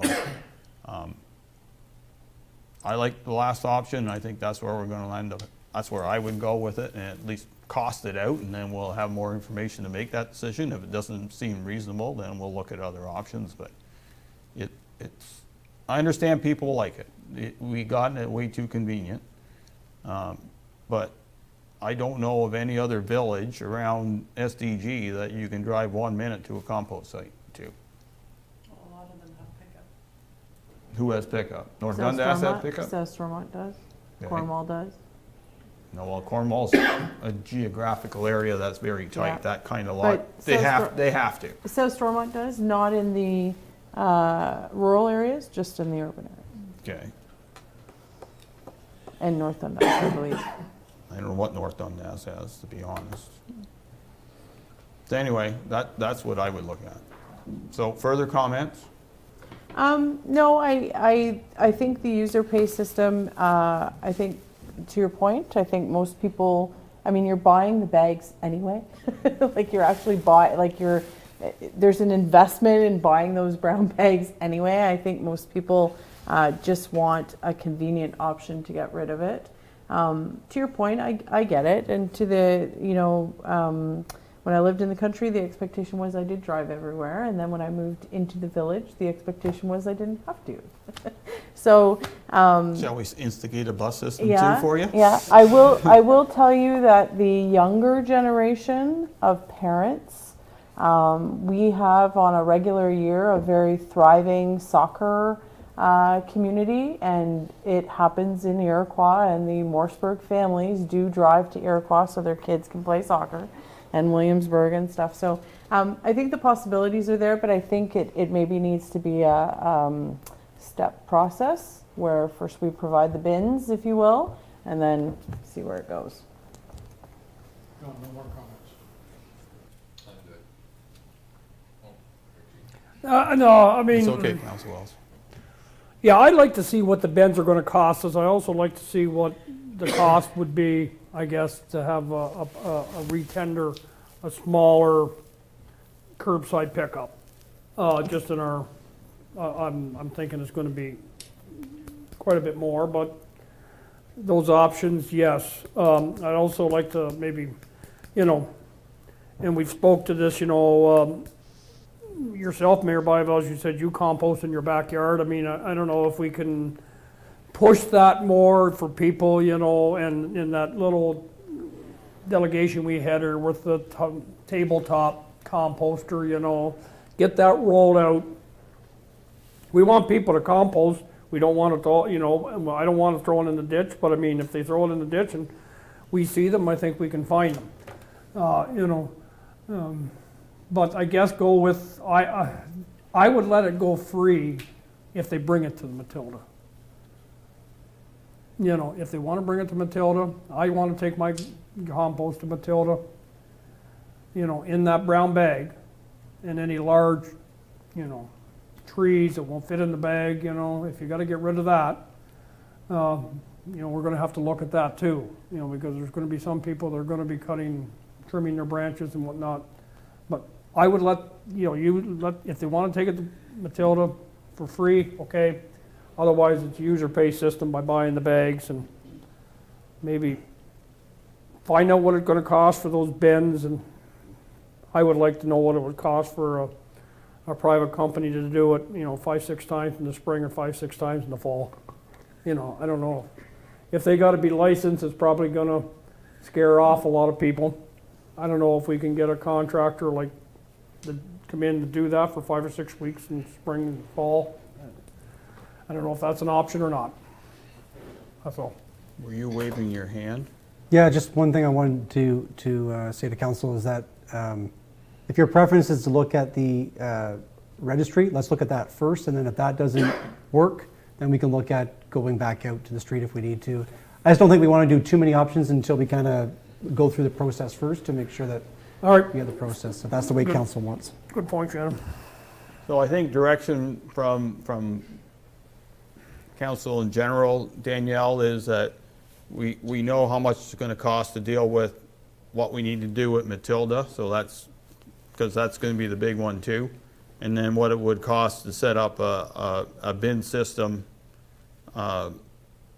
in Morrisburg and Iroquois for a specific time in the spring and in the fall. Go ahead if you have any questions.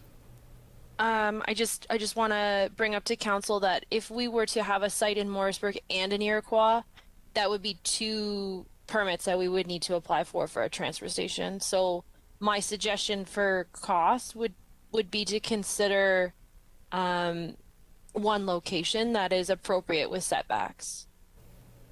So I just am hesitant. If we want to do 2, I can look at the 2, but I do think it will be more expensive if we do one in each location.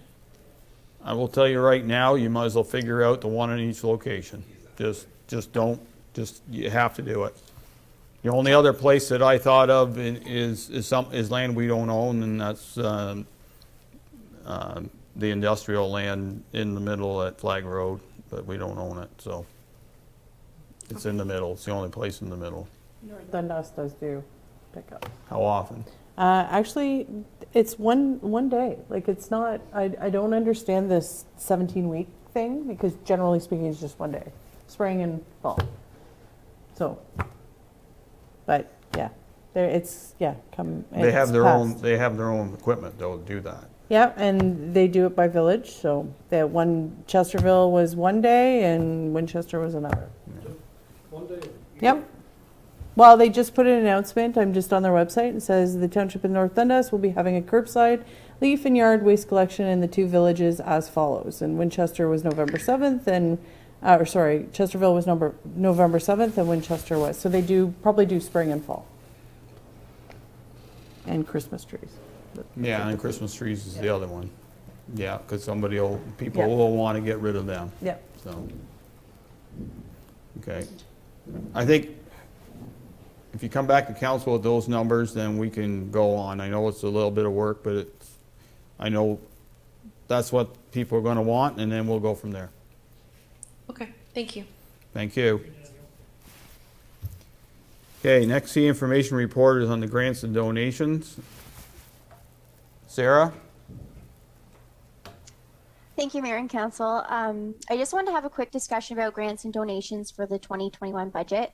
As everyone's aware, COVID's had an impact on our local organizations that look to South Dundas for support through our grants and donations program, with many of them not being able to run their events and programs in 2020. So generally at this time of year where we open up the applications for the 2021 budget process, but with so much uncertainty surrounding COVID, I was looking to get some input from council as to how we want to handle the program for 2021. My thought was to budget for the program in 2021, but put the applications on hold for now and allow groups to approach council throughout 2021 if there's a need for funding, but I'll leave it to council to discuss. Thank you. Okay, Council Wells? Yeah, I like the idea, Sarah, there about, I would have no issue just going as events go. Like last year, our budget was 16,500 and we've used 13,000. As long as the people know that they should put maybe something in there just saying, okay, yes, we're going to ask for something, but maybe not quite sure, because what it could come down to is, well, someone's waiting to see what's going to happen, and say like the Apple Fest or something like that, the bigger ones, well, okay, well, we're not going to have it, and someone gets in there and gets more. So I would agree, like, instead of doing the application, but maybe put it out there that they can give us like a pre-app type thing, if you know what I'm saying, like this, like you're 50% sure, then we can do something. or just go back to everyone that wants to go and you go through it, and hopefully 21 is somewhat a normal year, which I can't see it's going to be, but either way, like the grant thing, I think it's a great thing to help out with all these different events. How we do it, like, both ways work for me. If you want to just do it the way we did it in 2020, or have them submit something that they might do it, or just first come, first serve, we have this amount, and once it's done, it's done. So if events are going to actually go ahead. That's it for me, Mayor. Yeah, Mayor Byvelds, I would do the application the same as we have done in the past. I mean, let the organizations fill the application and submit it to us. I would budget the same amount again for 2021 and roll the 3,500 we had left over that didn't get used maybe into that, because I think a lot of these organizations or groups are going to be, they probably lost out on a lot of funding opportunities or fundraising opportunities this year. So they may look for this. And I mean, if the event doesn't go on, okay, it doesn't go on. Same as what happened in 2020 here. But as far as a user pay, like a first come, first served basis, if 2021, let's hope the blazes, it takes off nicely. And everybody starts coming to us for money, all of a sudden we're going to be sitting here in the middle of the summer, and the money's going to be all used up, and how are we going to allocate it? To be fair, that that somebody that's going to come in maybe in August or September looking for a funding donation or a grant donation. So I would leave the funding application as is.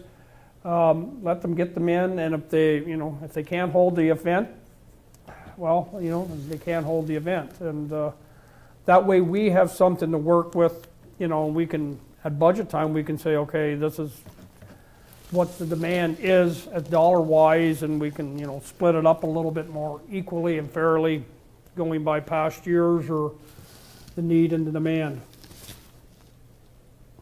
No. That's it. Councilor. I agree with Councillor Mellon. I think we should keep the application, fill in an application, and you bring it to council. We have the 16.5 there. I don't like this idea of first come, first serve. I don't like that at all. So I think, and I don't think 2021 is, it's going to start off a little slow. I don't think this COVID is going to just disappear overnight. But I think if you want money and you fill out an application and bring it to council, we'll look at it, and things don't change. Thank you. Mayor Gardner. Yeah, I like what Councillor Mellon was saying about rolling over any leftover and kind of topping up for next year. I think we need to be prepared for what may happen when the pandemic finally ends. I think you're going to have people that, families that if they've missed 1 or 2 Canada Days, those organizers are going to want to do big and bold, and we survived the pandemic and stuff, and you just look at the 1918 Spanish flu, what happened after 1918, the Roaring 20s. So you're going to have, there's going to be an element where there's going to be pressure for these organizations to really do some great events. So I think it'd be nice to roll it over. I think maybe our discussion should be to prioritize those events that celebrate community, because I think our community is going to have obviously fatigue after all the negative stuff. Regardless of how great our numbers are doing, it's still a bit of a hit to be on lockdown. So I think a rollover, and then I think perhaps we should look at this as something where the events that are celebrating community get top priority. Okay. A lot of thoughts just went into my mind on this. So we have a list of organizations that we approved for 2020 that, for obvious reasons, didn't utilize the funds. I think that $7,000 fundraising challenge, yes, it came out of that envelope, but that was a more extraordinary donation than normal. So if we take that out, and that doesn't discount what we did or the possibility that Food Share won't get money next year. The hospice 3,000, was that an ongoing thing or just once? That was a one-time donation. They came to council I believe it was just after budget being passed, asking for those funds. Okay, so that's 10 grand that in theory we spent this year, not gonna spend next year. I really don't wanna have all these organizations have to redo what they've done. If they're gonna have an event coming forward, and the bursary is 1,500 every year, okay, so we've gotta do that, unless you wanna increase it, but I think 15's, that's for 3, correct? Okay, 500 Yes. each, that's good. So why don't we tell the organizers of the Santa Claus Parade, the Matilda Memorial Rec Fund, the Iroquois Capital Fest Committee, the South Dundas Canada Day Committee, the St. Lawrence Acoustic Stage, the Iroquois Volunteer Fire Association, lawn bowling's a normal one, the Historical Society is a fairly normal one. If we just say, you're pre-approved for this year for those amounts, next year for those amounts, it would save them doing that. Why would they have to go through the bother? I'll be honest, I do not like an open-ended year where we wait for people to apply, because if it ever did end, we will be swamped, and I don't think we can handle a swamp. I think budget's gonna be super tight, and I think going forward and giving these specific groups the opportunity to say what you were gonna get this year, we'll say you're getting them next year. And that'll be just part of our budget process. I know in theory, you really don't want to put a reserve fund and make a reserve fund for donations because there's only 3,500 left in it. But I mean, you normally spend 20 grand anyway, correct? That's about the envelope, correct, Sarah? Yeah, it's, I believe the budget for 2020 was 19,000, but then that also included some in-kind donations that we factored in. Okay. So I would not want to have all these committees come back to us. I think we say, you applied last year, you're still good for this year, drive on. If you have the event, the money's there. If you don't have the event, whenever the day you have the event, the funding will be there, and it's good to go. I just think why would you force them to do an application at this time and go through all that? That's kind of, most of them are just going to give in and say, well, we're not going to have an event, we're not going to do the application, so. That would be my suggestion. Go ahead. Actually, after Mayor putting it that way, I would totally agree with you. Like, that was, just carry it over, and it's less work for us. We don't have to go through all the applications and all the fundraising and committees that they're gonna get their money. So, yeah, I'm totally for that. And we'll still have a little envelope left for if somebody wants to apply that didn't get money in the last year and they have a reasonable project at least council can look at. I know we did deny some last year, so I'm not gonna say no to everybody. That there still should be an opportunity for them, but I think the ones that are here should go. Councilor Mellon? Yeah, that's a workable solution, Mayor Byvelds. When I look at this list, though, the Iroquois Volunteer Firefighters Association, that was an event, it was canceled. Was that the dinner? No, it's Canada Day fireworks. Fireworks, okay. Iroquois fireworks. Morrisburg Fire, they didn't have one this year, they didn't apply. Neither, nothing happened. None of these events flew, so there Okay. was nothing on Canada Day. If that encompasses all the applications, I guess, doing what you're saying is workable. Just let them know that their application will be carried forward and their dollar amount would be carried forward. And as far as budget time goes, are you going to still budget the same amount? Like the 16.5 again next year? Well, less? We can decide whatever we want. This is these would be the ones that we would consider Pre-approved. as a carry-on. So it'd be 16.5. We still have $3,500 of sleeve to play with. And don't ever, like, you know, hospice may come back for more money. You know, they're looking at doing some things from what I heard at their site in Williamsburg. So there might be, we need to have a little bit in our back pocket just in case somebody comes that, you know, if hospice comes to this table, is there any one of us going to say no? We'll find the money somewhere. How we're going to find it, I don't know. Same with community food share. If they're desperate for a donation, I think what we did last year was great. You know, it doubled. They got 14 grand out of that. So, you know, and North Dundas topped that up. So that was a good pile of cash that they got through this summer. I don't know how they're doing lately. They did some more fundraising, but they usually do fundraising events and lost them all. So. I had thought we had gave sort of on a regular basis to the hospice. No? I thought I can remember them asking or requesting money in the past. Okay, but no, yeah. I still think we need the application and throw it out there. If there's other organizations or groups that may want to, you know, have a cushion to help, you know, do an event, and I agree with Deputy Mayor Gardner, you know, the more of a community event, the better. I think it should have more weight.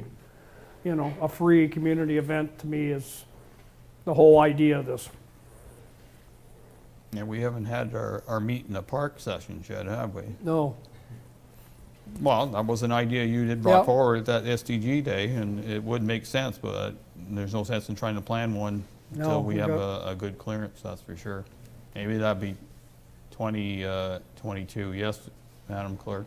I'm just looking at the hospice letter here, and it says $3,000 for a 5-year term. I thought there was more to it, so we don't have much sleeve left now all of a sudden. Yeah, so it's 3 a year. Yeah. I knew there was more to it. I just had that feeling because I remember that presentation. So, okay. Anything else? No. So, you have a good sense of that direction, Sarah? Yes. Okay. Good. Anything else? Nope. Okay, good. Thank you. Thank you. Key information report, IP COVID-19 resilience infrastructure stream. Thank you, Mayor Caitlin. Council. I'm going to be presenting behind you today. Okay. So bear with me as I multitask. So last month, the ICIP COVID-19 Resilience Infrastructure Stream was announced as a new temporary funding stream with the Investing in Canada Infrastructure Program. Unlike the previous streams of the program, the funding has been pre-allocated to municipalities. This is contingent on us submitting eligible projects that fall under the appropriate categories. It's also different in that it is cost shared between the province and the feds, and not, there's no financial burden on the municipalities. Previously, the municipalities would have been responsible for 27% of the funds. In this specific stream, we're not.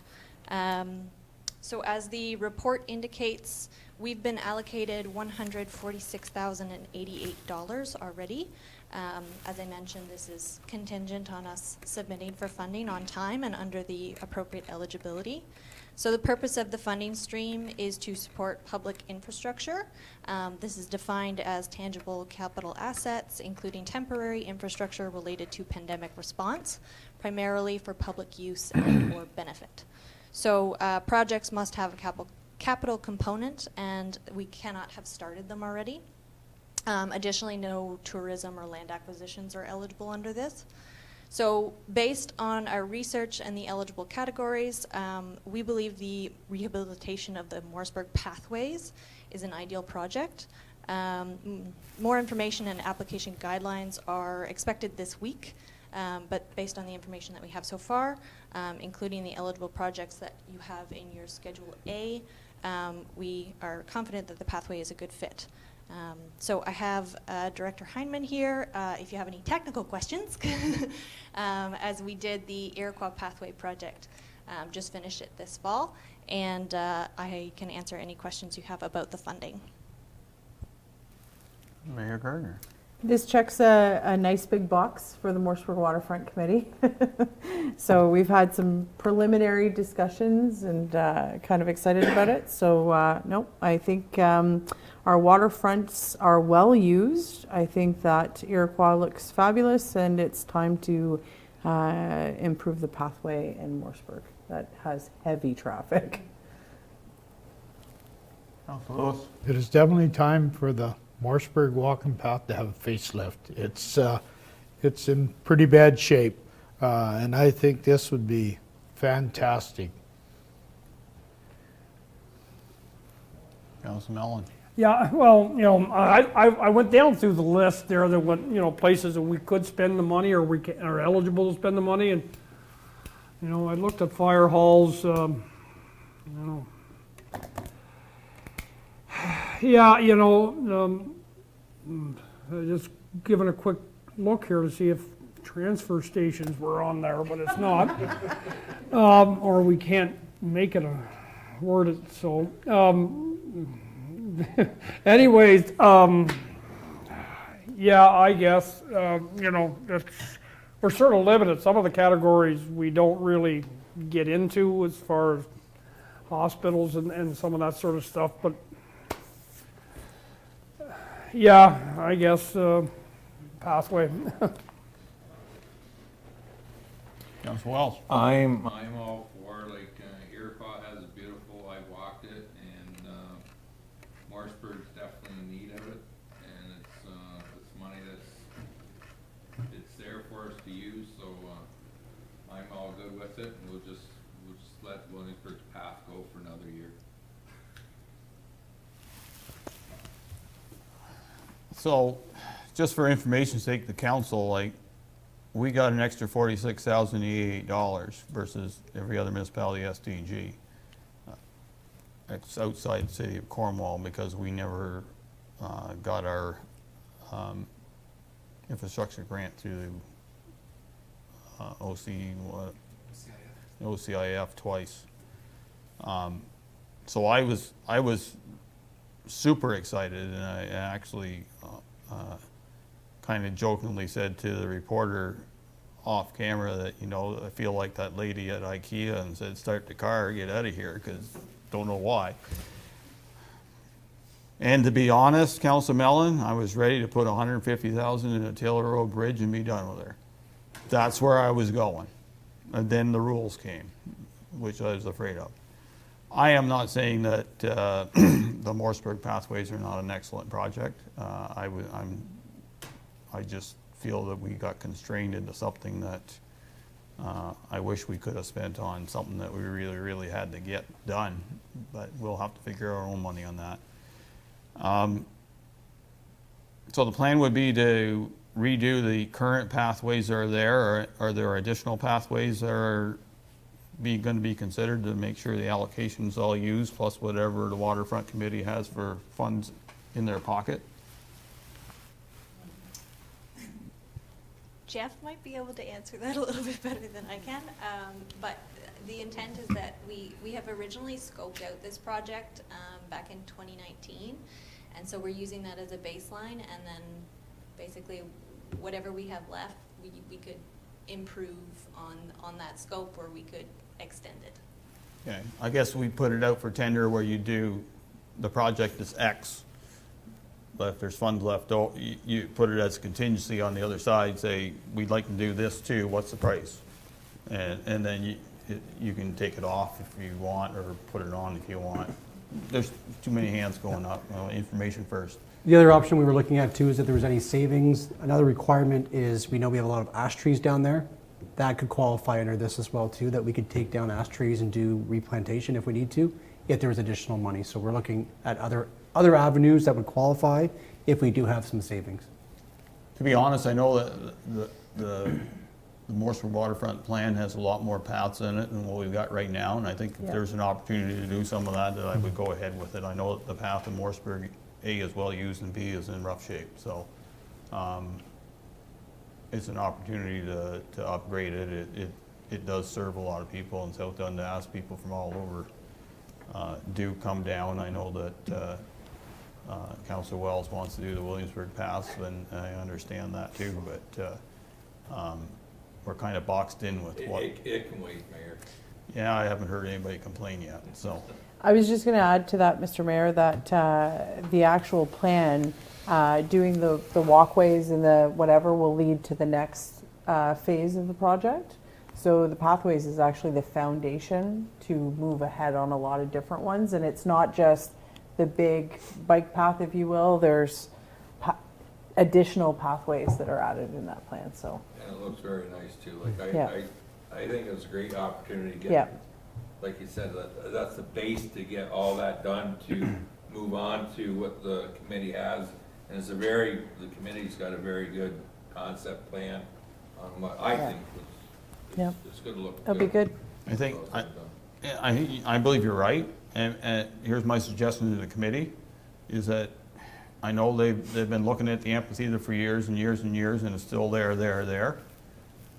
I would take all this money and spread it out as far as we can, do as many paths, and whatever extra, if they need a little extra, use their own, they still have some in reserve. Yep. And get it done, and forget about the amphitheater. The amphitheater got some use this year, so it's not the end of the world, but someday it's got to be done. Yeah. But to do certain amount of paths and wish you had done the rest when you had the contractor there and can be done, I think is an opportunity that should be looked at. Yeah, there's a bit of a revigorization. We got to get some of the stuff done, so that's kind of where we're headed. Well, to be honest, through no reason, well, we were forced to do some projects this year that worked out really, really, really well. Yep. The parking lot project, it was a great addition. The stone project that we as council had to do to control traffic worked out. I haven't heard anybody complain about that. No, people like it. The ball diamond, as much as it costs a lot of money, is going to look pretty when it's done. So new pathways, we're getting to where we need to get to with Morrisburg. I know there's certain committee members, and I'm along with them, that someday we should have a structure down there to I don't know, I think there's many uses for it, but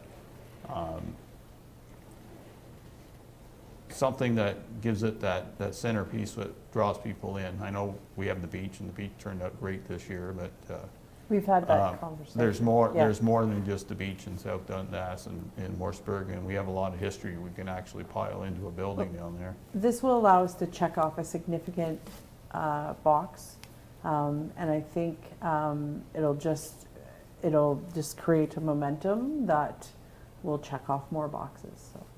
Okay. Any further? I'm good. I can't get over it, so I'm good. So I think the direction is that we want to do the project and the pathways. I think you need to work with the Morrisburg Waterfront Committee to figure out what additional work, and then tender out in a way that you scope out the main project, and these are additional if the funds are there. Because the previous scope on the air coil was way overpriced compared to the job we actually did in the end. So no disrespect, I know everybody, better to be high and wrong than low and wrong. There's nothing worse than low and wrong, because then you're really scoping things out the wrong way. So we're good? Okay. I think, and before, as I said, you got to make sure we work with the committee and come up with the right plan, and then we'll go from there. Morrisburg Golf Club agreement. Thank you, Mayor and Council. So I've been in contact with the president of the Morrisburg Golf Club in regards to their agreement that was that expiring the end of this year. It was a 21-year agreement back in the year 2000. I had them review the agreement the way it is and ask for comments. Attached to the agenda, you'll see some comments, minor tweaks. Just the one that kind of stuck out at me is the item number 3, which is the installing 3 tees along the green which the original agreement said 1, as long as it meets the elevation. So just looking for council's input on this, as far as if council is fine with these changes, we will look at bringing back the final draft at our next council meeting. Councilor Wells? Yeah, I read, I have no issues with the plan, it's down there, like, I'm good with all of it, there's no issues in my Councilor Mellon? No, I gotta agree, Councillor Wells. I don't really have an issue with this. Just out of curiosity, do they pay the taxes, or like, is it the taxes on that land, like, is there any? Yeah, the taxes would be based, golf clubs are usually based on their income and expenses, so that they pay that directly. They pay that? Yeah, Okay. they'd be assessed based on their revenue. Yeah. Yeah. I mean, no, I have no problem with this, you know, and as far as 3 tee-off boxes, I don't know, 4, let's play golf. No, I have no issue. I have a question. In the discussion, was there any mention of there was, in the past, there's been a little conflict with the beach, volleyball, ugly snow fence, golf course. So has there been any discussion about maybe finalizing who's going to do what as far as a barrier? Definitely something I can have a conversation with Mr. McNair on. I know for sure. the waterfront committee, I believe Rosemary and Michael may have had a preliminary discussion, but it would be nice to maybe nail it down at this point. Because it does seem to be a bit of a conflict if the beach is super busy, and you know, we should probably just nail it out now. So I'll work with Mr. McNair on that, and Yeah. then when I bring the draft back, or the final next council meeting, I'll have an update on Okay, that. thank you. Okay, that would be my concern too. I think, Okay. you know, I have no issue with at least in land back to them. I think it's good use of that corner. However, the conflict between the beach and the golf course was very, very pronounced this year, especially with big crowds down in Morrisburg. And, you know, the golfers were complaining they were on the golf tee. Well, nothing fixes it better than a fence. And I know there was some discussion about putting up a cedar hedge, but that takes too long. I think we need to come up with perhaps a temporary permanent fence. If you want to put the cedars on one side and let them grow, and eventually you can take the fence out. But I think you need more than a snow fence. You need a fence. Okay, let me have a conversation with them, for sure. That's in the committee. They had that in their budget there back when I was on it for like a PVC fence, like a solid fence that would eliminate it. Well, that's what I'm saying, like. They're the ones requesting it, so I don't think we should be paying for it, so. See if we can saw this off in a way that's fair to both parties. Sure. And I know that the golf club is probably not. They're not rich. They're not rich. I understand that, because golf clubs are not rich entities at all. And but we need something there. We have to come up with a solution on that, because it was just, you're asking for trouble. I'll have a conversation, and maybe we come up with some sort of a cost sharing agreement or something that satisfies both. Sounds good. Okay. Memorial bench options. Who's doing this one? I asked for this to be pulled. Oh, well, then you go ahead and lead it, because Well, I'm looking, yeah, I there's shouldn't no say title pull, on I here, mean, so. add this to it. Yeah, the options here, the 3 options we had here, in the Cenotaph Committee, in the original sort of a scope of the work back at Dixon's, was that they wanted to put a memorial bench, I guess, park bench, in between the 2 flag poles by the entranceway, just sort of to finish the project off. Our bench policy sort of restricts that, if you will. And they didn't like the benches that were sort of, you know, the 3 benches that we have options here for. Now, the idea, you know, with the bench policy originally, which was brought in, I guess, in the last term of council, was to have uniformity across the waterfronts and the parks and stuff if there's more than 1 bench. And that's fine. I can live with that. I can see that, you know, as being probably a good thing. But in a standalone environment, basically in an area where you're only going to have the 1 bench, you know, and it's just a memorial bench back there for the Cenotaph monument. I don't know if we can revisit this or revise this policy so that you can accommodate a request like this, or we can just,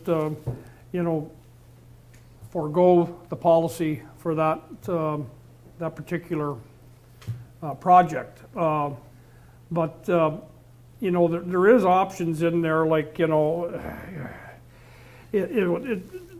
the problem is with the 3 benches, only the 3 benches, it sort of limits, obviously what you're gonna, what people are gonna be able to buy, but I can see it at the waterfront, in parks areas, but, the bench policy is, dedicated to the memory of a loved one, and that's in section 1.1, and, if an individual wanted to donate a bench, I just lost my screen.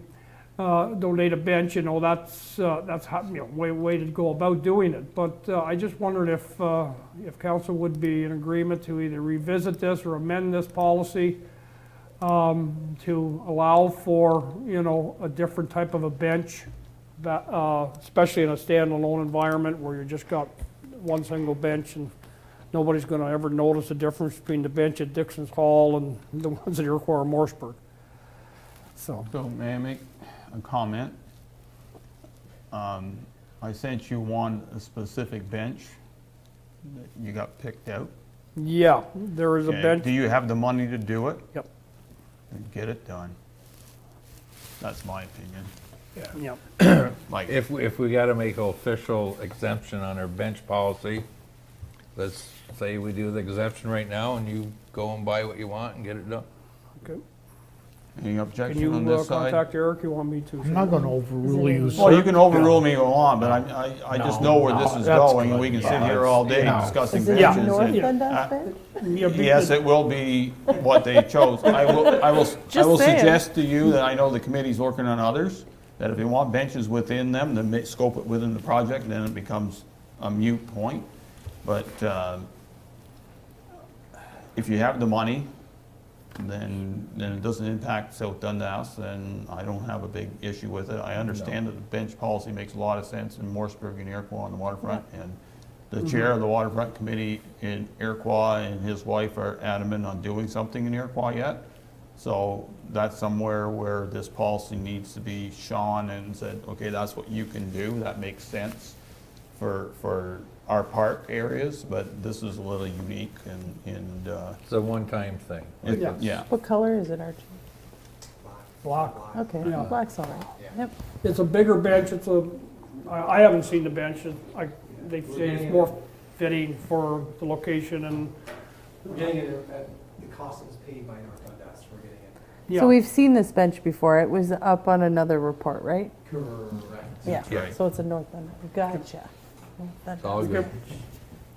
All good. Okay. Are you going to be happy? Is MP Duncan going to be happy? Yeah, I think he will be. Okay. He made a comment at our meeting we had on Monday. I know we won't go there. Yeah, it's good, Jim. Okay, I think it's fair. Yep. Committee's worked hard, and we're not here to despise committee. If that's what they want, then let's get it done. It fits in and it works. Okay, Councillor Mellon and the South Nation Conservation response letter to South Dundas dated October 26, 2020. And council has seen the letter. The letter was not made public that we sent to SNC. Now their letter is public, so I'm going to read the letter we sent to SNC to put in public record. It was something that I wrote and then was wordsmithed by staff. So it was attention to the board of directors and Chair DeRoos. At the regular meeting of the council on October 19th, Councillor Archie Mellon, who was our representative on the SNC board, informed council of South Nation Conservation's approved levy for 2021. Much to our dismay, he reported that the board approved a 2% increase on top of a 1.5% growth increase. This council fully support Councillor Mellon's attempt to keep the levy increase to 0 for 2021 South Dundas appreciates the impact South Nation has on environmental issues. However, due to the impacts of COVID-19 on all residents and municipalities, if there ever was a year to keep things at par and do with a bit less, this is it. We are also not pleased that there was no attempt to use the projected surplus of approximately $250,000 to keep the levy increase down. We are disturbed that this decision was made without any thought of how the funds would be spent during your budget discussions with the board. We fully appreciate SNC and its conservation efforts. However, conservation authorities need to recognize that the economic world has changed and show some restraint.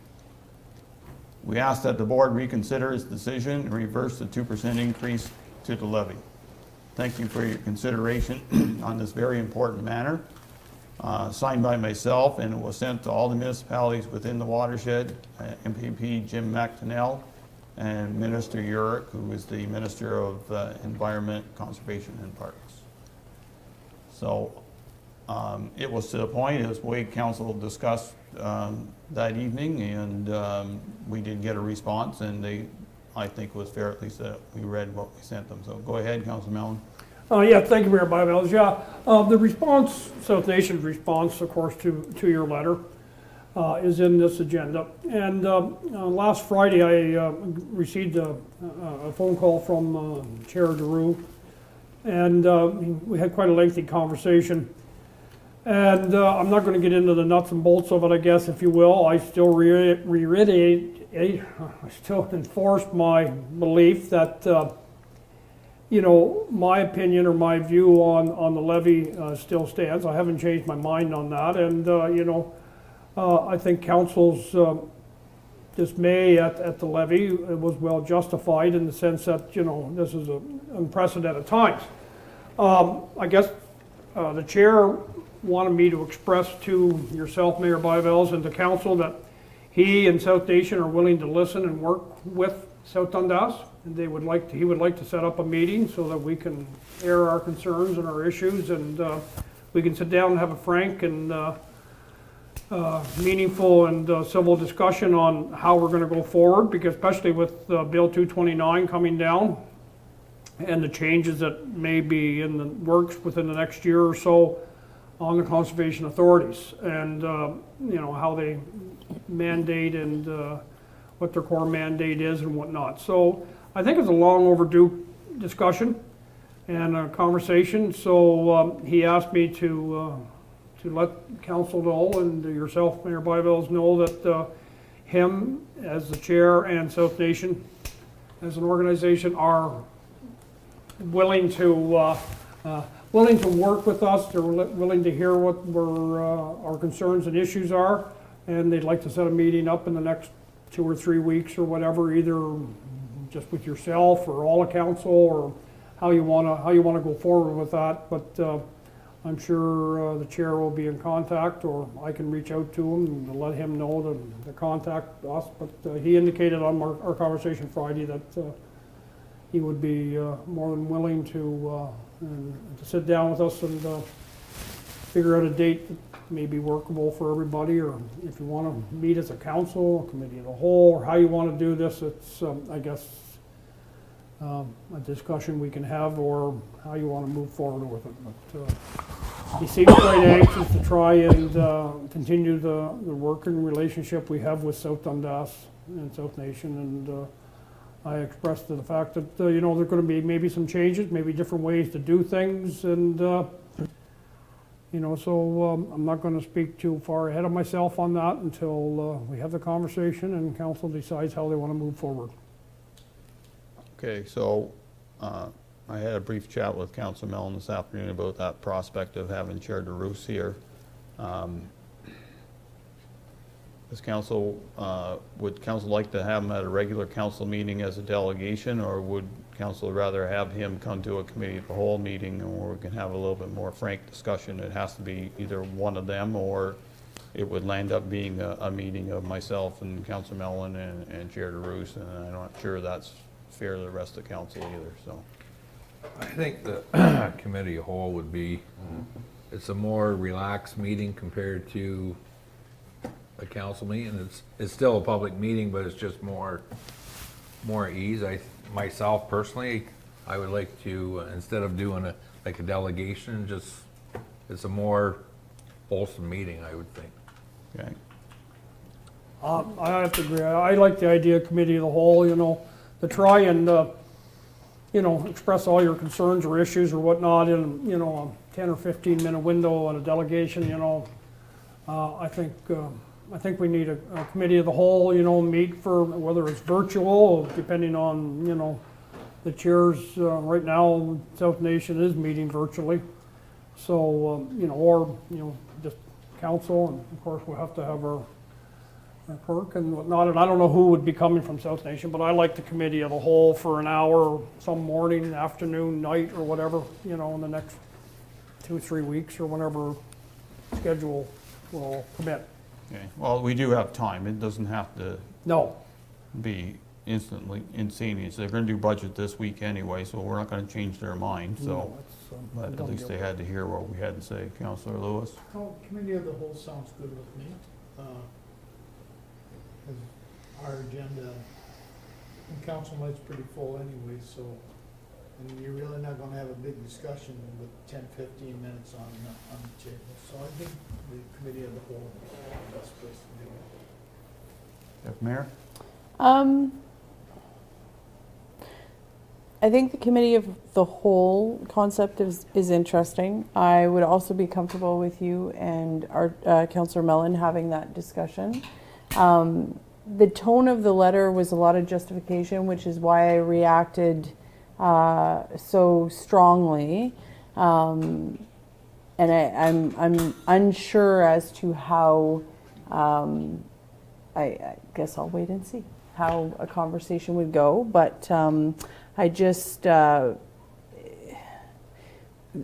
just some issues there. Even tonight's presentation, when you asked about the watershed and the extension, it's like, oh, because we could, and it just, and I am somebody who believes in the environment. I started my career as an environmentalist. I've planted thousands of trees in my period of time, but I just, I will listen, but as far as a discussion, I think, you're having one or two people come, and like you said, they've already set the budget, and I like meetings where there's actually an opportunity to make some change as opposed to just.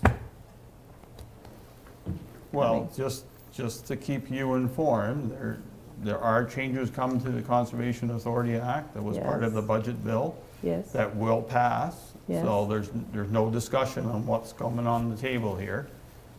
They will be fitted into 4 mandatory program areas, and anything that does not fit in those program areas, and I think there might be some debate on that, but I suspect the minister's already got that figured out. Will become non-mandatory programs where conservation authorities will have to make agreements with any municipality who wants to participate in them. So we'll just say forestry, because I don't see forestry as a mandatory program right now. If we wanted to partner with South Nation on forest work or stuff like that, they would come to us, tell us how much it's going to cost. We would pay that levy, and then we work together. If we feel we don't want to do something, then technically there's nothing there to force it. It's going to be a big change for the conservation authorities.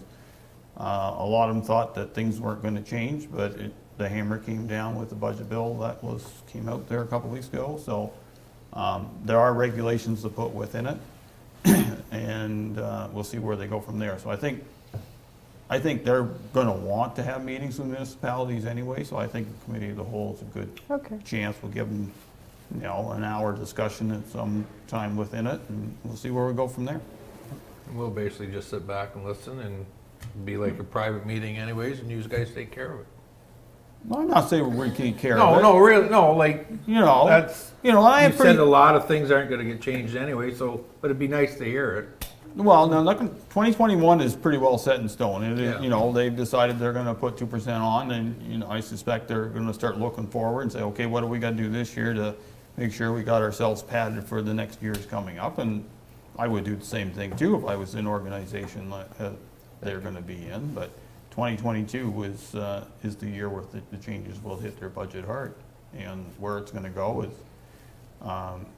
will be interesting. I was on the webinar today. There's still quite a few directors from conservation authorities think that everything's okay, and I think one of the biggest changes is that the minister now has the authority. So Section 28 of the Conservation Authority Act deals with regulations in wetlands, floodplains, ditches, that the meat and potatoes of what they actually do. The minister has changed the act that if somebody doesn't like what the Conservation Authority told them, they can go to the minister and the minister can change it. That is a little drastic, I will admit to that, so we'll see how far that goes. But that's similar to land planning, because the Minister of Municipal Affairs and Housing has that authority to overrule councils on zoning and stuff like that too now. So that's this government's agenda of trying to get things done. Some conservation authorities have done a good job and have been, willing partners with people trying to do things. I think South Nation somewhere in the middle. I think they've done their work best they can. I haven't heard very many complaints about how they deal with the regulations, but I know in Western Ontario there's some heavy duty hitters there that everybody interprets them a little differently. So maybe it's a good point to start as the relationship changes. I think that's Yeah. a good way of saying it, because I can do that. okay. So we'll do that. Between the clerk, myself, and the chair, we'll come up with some dates and we'll work on something. It's a good thing farming got done fast this year. Yep, yeah. Okay, key information report and drain maintenance update. So do you want Danielle to go through that report? I think that's probably the best thing, and then we can all get educated on it. Would that be fair, or do you have specific questions on specific? Well, no, I drains? read the report, Mayor Byvelds, and Danielle, it's we're making progress. I guess the reason I wanted this brought up was the fact that I want to make sure that staff is aware and they convey that to McIntosh and Perry, that I personally want every drain that can possibly be done that's on that list, to be moved forward. And that, we let McIntosh and Perry know whether they got update assessments or, reach out to landowners to see if they want the drain done privately, if they're gonna do it themselves, whatever permitting and whatnot needs to be done, that we give them a firm and clear timeline, that we're ready to go to tender in my mind, by the end of January. And then we also, we decide before that how we would look at pricing out our drains, whether we're going to tender, request for proposals, or request for quotation, on an hourly basis, whatever. We make sure that we have that understood going into when we have the tender in front of us, or we're ready to tender these drains, so that we, the drain, to me, we should have this done in the end of January, the end of February, the drain tendered. And that was my reason, just to make sure that McIntosh and Perry have a very clear and definite timeline when we need this, get this work done. Because if we're going to do the work through the summer, it has to be, to me, and tendered out by the end of January or in that area somewhere, and give the contractors to the end of February type thing to get back to us, and how we want to do the drain too, whether it's a tender, request for proposal, an hourly basis, whatever. I think we need to have that discussion around the council table too, to make sure that we know exactly how we're going to move forward with that, because the two drains that we done, the landowners are very happy to get it done. I did hear some back, and probably you did too, Mayor Byvelds, because there were some contractors that were left off that. I mean, it's unfortunate, but we're working on that list, and make sure that we get everybody, we capture everybody that we can on that. So that was my reason just to bring this out and to make sure that McIntosh and Perry know that I don't want this dragging into the new year. And I don't know what progress they've made. Maybe Danielle can speak to that, but in her report, you know, they're working towards tendering a few of the drains, but I think we need to have McIntosh Perry work a little harder and a little faster, in my mind. Okay, Danielle, you want to respond, please? Yes, thank you, Mayor and Council. So, through you, Mr. Mayor, basically the drains that are listed, we are moving forward on. So Altman Row and Ray Moorhead are, as you know, are being done this fall. And the idea is that rest would be done early winter. So you'll see throughout the report, there are quite a few drains that actually are still outstanding for maintenance. A lot of these drains, the owners have made some maintenance requests, and then in some cases the owners have withdrawn or are not sure if they want to move forward with maintenance. So on quite a few of these drains, we are waiting for the landowners to make a decision based on cost. So right now I'm working with McIntosh Perry to make sure we get those estimates prepared for these landowners so they can decide whether or not they want to move forward with the tender process in I was hoping by the end of December we would have something out. That way we would know how many drains and how many hours we would have to work with, and that way we could determine if we want to tender or if we want to do an RFQ for hourly rate. By that time, the work on the Ray Moorhead and the Altman Row will be done, so we will be able to judge if smaller jobs are better to bill out by the hour or if we should go back to tendering them. So that's the overall plan, is to have the listed drains completed by March, so be all done before the end of winter. Anything further, Councilor Miller? No, as long as we're on top of this, we've lost basically 2 years, year and a half, and I just want to make sure that McIntosh Perry and we're moving forward on our drainage portfolio, if you will. So I'll leave it in your hands, Danielle. We're moving in the right direction, hopefully. Yeah, the only comment I will make is that, I think we're doing the best we can. I do say we're behind 2 years also. I do see some requests that landowners think that they don't have to pay for things. Culverts are pretty standard, and I think that's something that someone says they want a culvert replaced, the instant answer is figure out what size the culvert is, buy it and get it in and get the permit, because I have yet to see a report that a new culvert is included in a maintenance project. So I'm looking at you. No, my name is up there. Yeah, I know. I just thought you personally did that, and then I see there's another No. person looking for a free culvert too and a free drainage clean out, and I'm thinking there are some challenges, I imagine, when people make requests.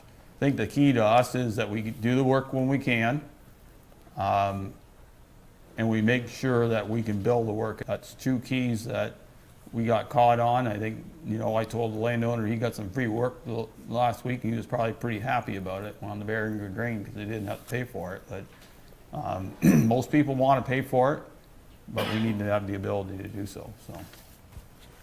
Okay, and I think moving forward, we're going to have to come up with some plans on how we're going to get there. I think there has to be some transformation, and we've had preliminary discussions, and it's nice tonight to extend on further, but this is somewhere we're way behind on, and we have to get there. I'm not blaming Danielle. I know you got jammed into a situation that's challenging, and even McIntosh Perry are doing a fairly good job, all things considered. Yes? Just to add to that, Mayor, there is some consistency now with McIntosh Perry, with Lucas taking over.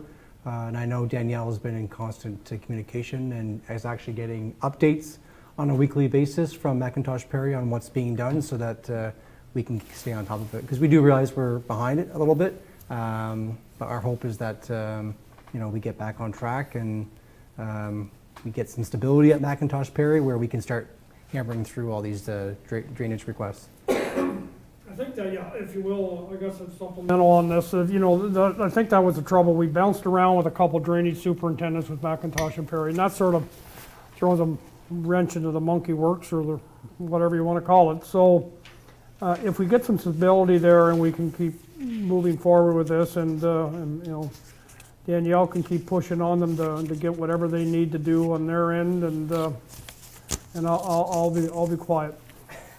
I did respond to the one landowner that sent a letter to council concerning the Moorhead drain and the lack of a local contractor, and he accepted that, and actually thank council for the work they've been doing so far. So it was appreciative letter in the end, and he did kind of understand that we made a mistake, and things are going better forward. So okay, with that, schools. Okay, so I thought I'd bring this forward to council. Mayor Byvalds and I had an interesting conversation at the county level. So in a nutshell, at the county level, what's happened is there's been certain municipalities that have worked on proposals on how they want to see the rural education system be. And they've been working on it for years, and they've gone through different delegations and that type of thing, and they haven't gotten any traction. So now there's a bit of a push to get all of us on board with our individual plans. And we're kind of working in the dark a bit because we don't really have access to any of the work that has been done. Shannon and I have had these conversations just to see at the CAO level if what the discussion has been. So I'm just wondering, pre-COVID, we started out of the gate pretty strong on the school discussion by inviting residents to this area to have a very open conversation, and we had representatives from the school board. Mayor Byvalds has very nicely handed it to me, so I had a meeting with the mayor in North Dundas, who it's brand spanking new to him. And, you know, we're at a bit of a loss as to how to move forward with this. So the intent at the county level is to present this solution to the Minister of Education. And there was quite some discussion at counties. I was quite frustrated with how it's not as a transparent process as it actually should be. And the timelines are not dictated in a very professional manner. But so I thought I'd bring it forward because it is a council decision, and schools impact you whether you have kids in the system or not. So anyone that's going to say it doesn't matter because I don't have any kids. If you're trying to sell your house, if you've got grandkids, whatever the deal is, attracting people to Ross Video. People are looking at the health of the schools, and we've gone through that. So we know all this history, but I'm just looking if anyone has any feedback as to how they would like to come up with this proposal that we're supposed to submit through the counties to the province in a couple of days. Apparently they're just waiting for Dundas. So I'll put my 2 cents worth in because I've been involved in some of these meetings. I'll preface it by saying that you're right, Deputy Mayor, we all should share in what's happening with our schools, whether we have children in them or not. However, I do believe that those who have skin in the game are much more passionate about what needs to happen, and far be it for me to say that they are wrong or right. They're wrong, and my attitude's right. And I'm getting that sense that from some people at counties that it's their way or there's no way, and I don't think that's right. I think we can all work together to come up with a plan that works for SDG, that could be a model that works across the province of Ontario. It's not going to work if one municipality champions it and the rest of us don't really want to buy in, or it doesn't demonstrate to the ministry that it's something that's going to be a viable alternative. So I think Deputy Mayor needs a bit of more support than direction. I think she has some good direction on where we need to go. She has a good rapport with the parents of Morrisburg Public and knows enough from the Iroquois Public and Seaway families that there's some passionate people that she can rely on to get that kind of information from. In talking with the North Dundas, I know they're challenged with the migration of kids going out of North Dundas into either the village of Russell or Kempville into a different system. So, but if we don't work together on it, then it's never going to go. And I think if we come up with a plan that makes logical sense, then at least they have to look at it. We can't put our heads in the sand. The reality is that Seaway and Mooresburg Public were saved, but there has to be work done on, especially Seaway,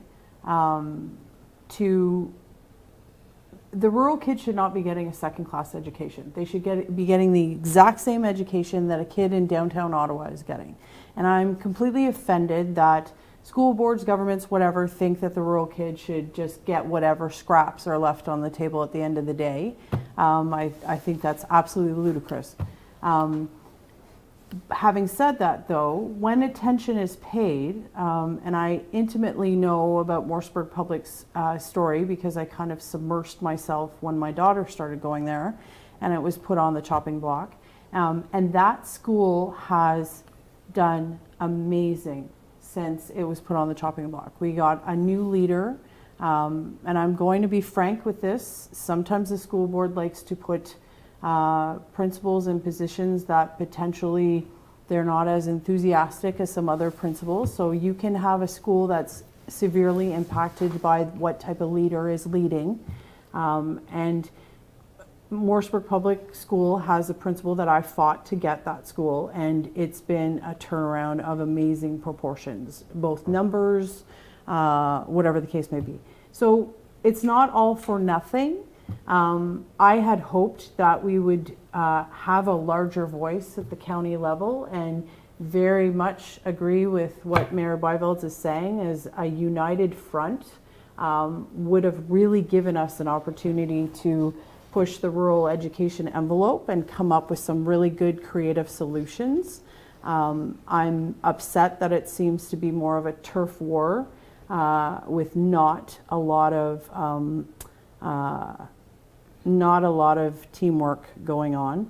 So, I mean, I'm willing to fight the fight. I have no problem with that, but I thought it was fair before we get too far in to make sure that my fellow council members had an opportunity to weigh in or concerns or whatever. I think that from this point forward, I'd really like to involve our CAO in the discussions. I think the CAOs actually should be involved in these discussions. I'm kind of surprised they're not being involved in this discussion. But yes, so that's where I stand. We can come up with a proposal, and I will continue to fight to actually see what proposals are on the table. For some reason, they're secret and not allowed to see them. So, Councilor Lewis, comments? I know the work that you've done with the school board here in Mooresburg and Seaway, and you've worked very hard. I've attended a couple meetings with you, so I know what it's all about. And you know, if all the team players are not going to play together, it's not much of a team. Everybody should have their input put on the table, and they should have serious discussions. And as far as I'm concerned, if you don't want to give your secrets to the rest that's sitting on the table, then it can't be much of a secret. But you just keep plunging because I know you're doing an excellent job. Councilor Mellon?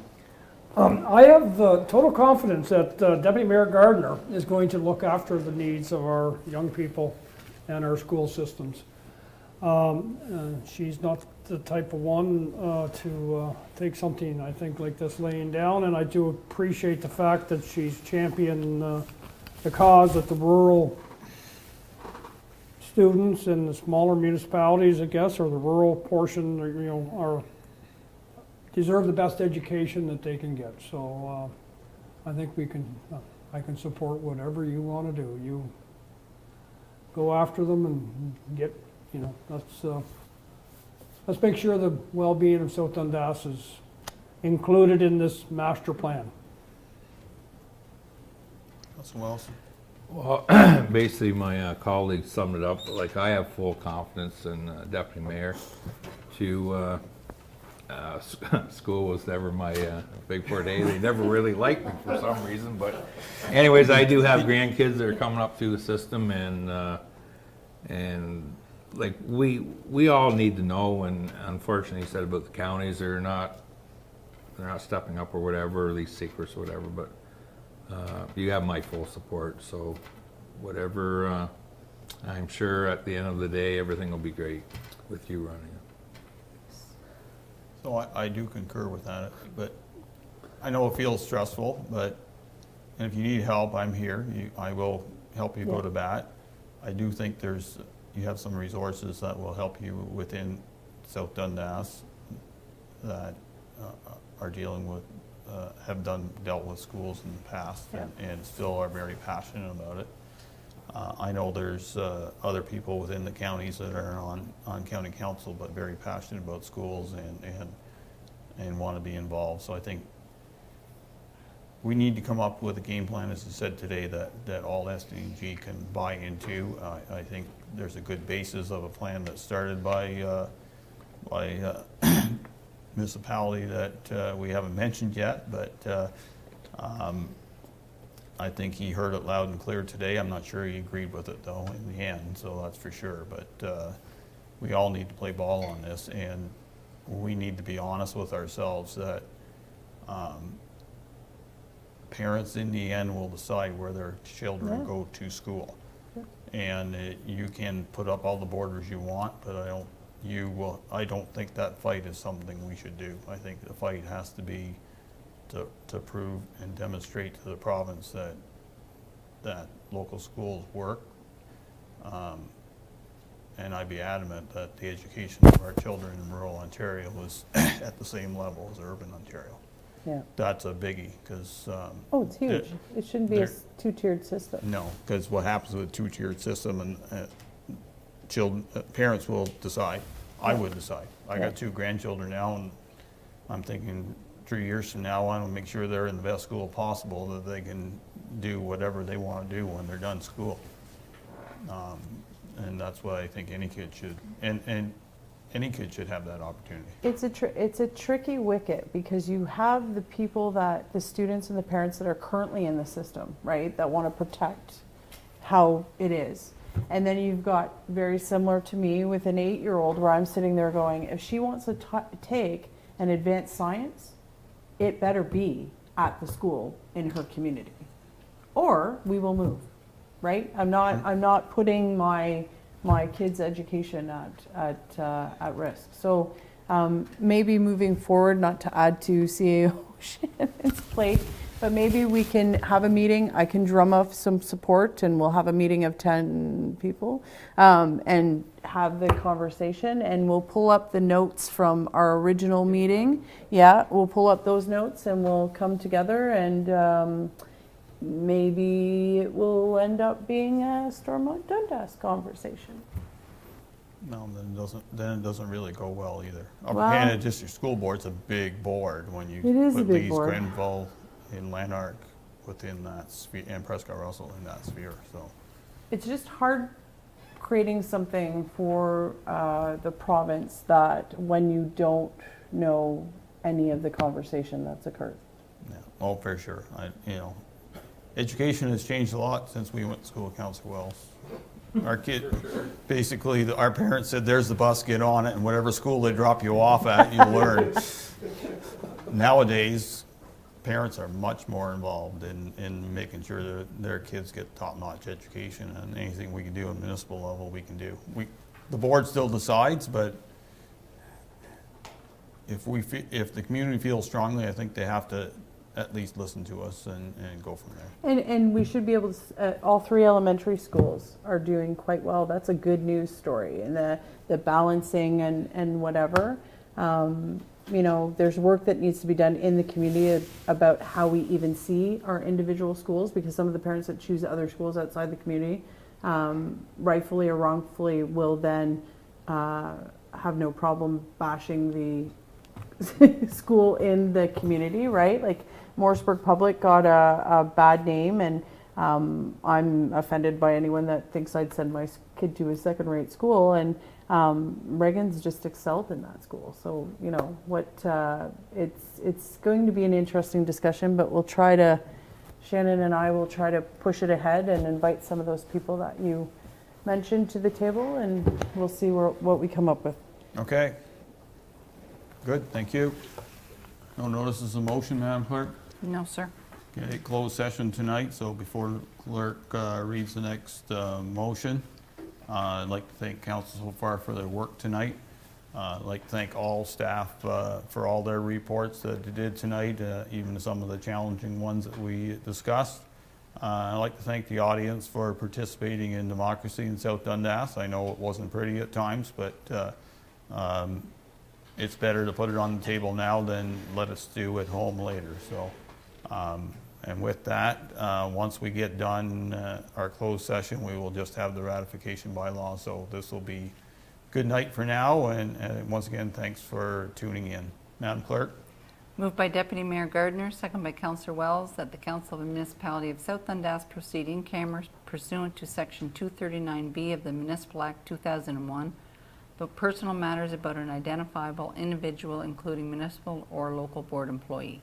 All heard the motion. Those in favor? Opposed? Motion carries. 2 minutes.